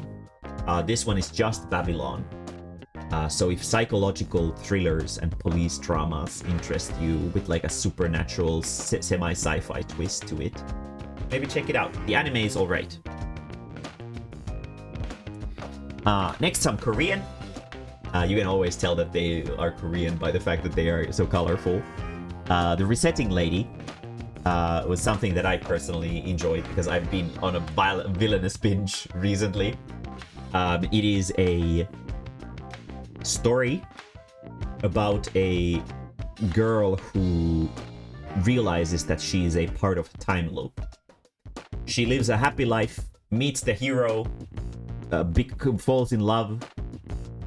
Then, like a few months after falling in love, she finds herself waking up again by like a pond with a coin in her mouth and like a hanging noose around her neck. And she has gone through this life for like over 100 years in total or something like that, over and over and over, and trying to figure out how to get out of this time loop. And then she goes insane and decides to kill everyone. See if this is how she can break out of the loop. And she becomes like a murderer. But it turns out that things aren't as simple as she thinks. And somebody starts hiding her murders. While she's murdering people, there's somebody who is like hiding the evidence of her murders. And like this conspiracy starts bubbling, and horror starts bubbling, and it's like an interesting story about a main character who is a horror character, sort of. It's a psychologically very oppressive and kind of scary series about like people at their absolute wits' end. Pretty interesting psychological thriller. So if you're interested in like these sort of old-fashioned fantasy world settings, or like historical Victorian age settings with a magical horror twist, maybe check it out. It's also really, really pretty. The artwork is super fantastic. And then tragedy. This I think is the second to last genre. Erased.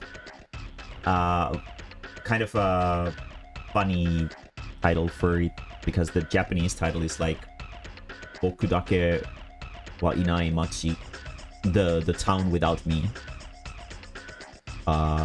or the town where only I am missing. Yeah. It is a story about a boy who is living kind of like a young man who is living kind of a shitty life. They don't have very good memories of their past, and life isn't really treating them super well either. Things start going even worse when there's this mysterious person who starts appearing around in their life, and something is twinging in their mind. They can't quite figure out what it is. And then suddenly their mother is killed by a mysterious person, and they realize that they were like, in their youth, they tried to figure out like this big mystery about children in their school starting to die. And they know for a fact that this person who killed their mother and framed them is that murderer. And they have been framed for the murder, and they start escaping, and then suddenly they wake up in 1988, back in the past. One of the bestest animes ever. It is insanely good as the anime, yes. Really, really, really good anime. A mystery thriller about the boy who got moved back in time, trying to figure out the murder mystery surrounding their classroom. Really interesting. And when you really finally realize who the murderer is, you're like, oh fuck. It makes so much sense. Shit! And it has a really satisfying ending, and it's a really tense thriller. Also depicts, it has a very sad and realistic depictions of child abuse. So if that is something that triggers you, maybe stay away. But it has really interesting characters, really tense and intense themes. Super good mystery thriller series. And then just like absolute so revenge fantasies are very popular, especially in the isekai genre, but revenge fantasies to this extent are a little bit less common. So if you guys have heard of the redo of a healer or whatever the name of the thing is, that's like pussy shit in comparison with this. It is a story about an isekai hero who goes on a fantasy world and does their duty as a hero. They save the world, they defeat the Demon King, and the local princess falls in love with them, but the hero isn't interested. So the princess decides to frame them as a heretic, and they burn them at the stake after like raping them and abusing them and torturing them for a long time. And the hero swears revenge upon all of the people who wronged him. And because he's an isekai hero, he gets isekai'd into the same world again by the goddess. And he does indeed, and he takes revenge on everybody who wronged him in the most violent and grotesquely brutal ways possible. It's like quite impressive with how creative it is, with how sadistic and awful it is. So if you need some really fucking dark shit and just like an extremely violent revenge fantasy, you know, maybe check it out. And last but not least, the parody genre. Plastic Nesan. So this is the prototype pop team epic, I guess. This would be that one. Fucking weird as hell and hilarious as hell. Everybody knows the anime clip where there's this guy who's like thrusting at the air with like female lingerie on top of, like a muscular dude wearing female lingerie, and then he like flexes his muscles so hard that the bra flies into the face of a dude. That's what this is. It's about a school club where the 3 idiot girls make plastic models, and they are the most awful toxic people ever. And it's just a comedy, like an absurd fucking weird comedy about these lunatic girls being lunatics. It is very what the fuck is this fucking weird ass? No, I don't want to listen to some. Very good. But yeah, it's very strange, very fucking funny. If you want to get an easy introduction into this, check out the anime OVA. It is like 30-40 minutes long, has a lot of like short skits. It's funny as hell. It just depicts idiots being funny being idiots. It's a really good time. So if you need some wild shit, this is the one. And I think the manga is like still continuing to this day. There's a massive amount of it. So if the anime isn't enough for you and you need some more crazy shit with like the weirdest humor, maybe check this out. Plastic Nesan is written, the manga version is written with plus tick Nesan, so plus the symbol, then dash tick Nesan. So yeah, check it out. It's really funny. And then last, Isekai Kuimetsu no Same, the killer shark in another world. My absolute favorite isekai series of old. the stupidest shit there is. It's about it's about this girl who's like shit at summoning. She's like a summoner at a summoner school, and she just fails at summoning everything. And then finally she manages to summon something, and it is a shark. And it's not just your everyday shark. It's the most fucking motherfucking powerful shark in the universe. It is the shark from all the B-grade shitty shark horror movies. If you think that you're safe in the sky, no you're not. He's gonna unlock the power of Sharknado and fly after you. If you think you're safe by being an undead, don't worry, the shark will turn into a zombie shark that will fucking destroy you and eat all of your cells by dividing into multiple tiny different sharks. He can turn into an atomic shark. He can turn into a volcano shark. He can turn into a three-headed sharktopus. He can turn into anything that a shitty shark movie could possibly imagine a shark as. It is the most hilarious, fucking awful shit show. And yes, the shark, before anything, the shark absolutely hates normies. So if you're a normie, you better fucking beware because the shark will come and eat your face. So yeah. Isekai Kuimetsu no Same, if you need like a good laugh, just sort of put your brain offline and just read some stupidest shit.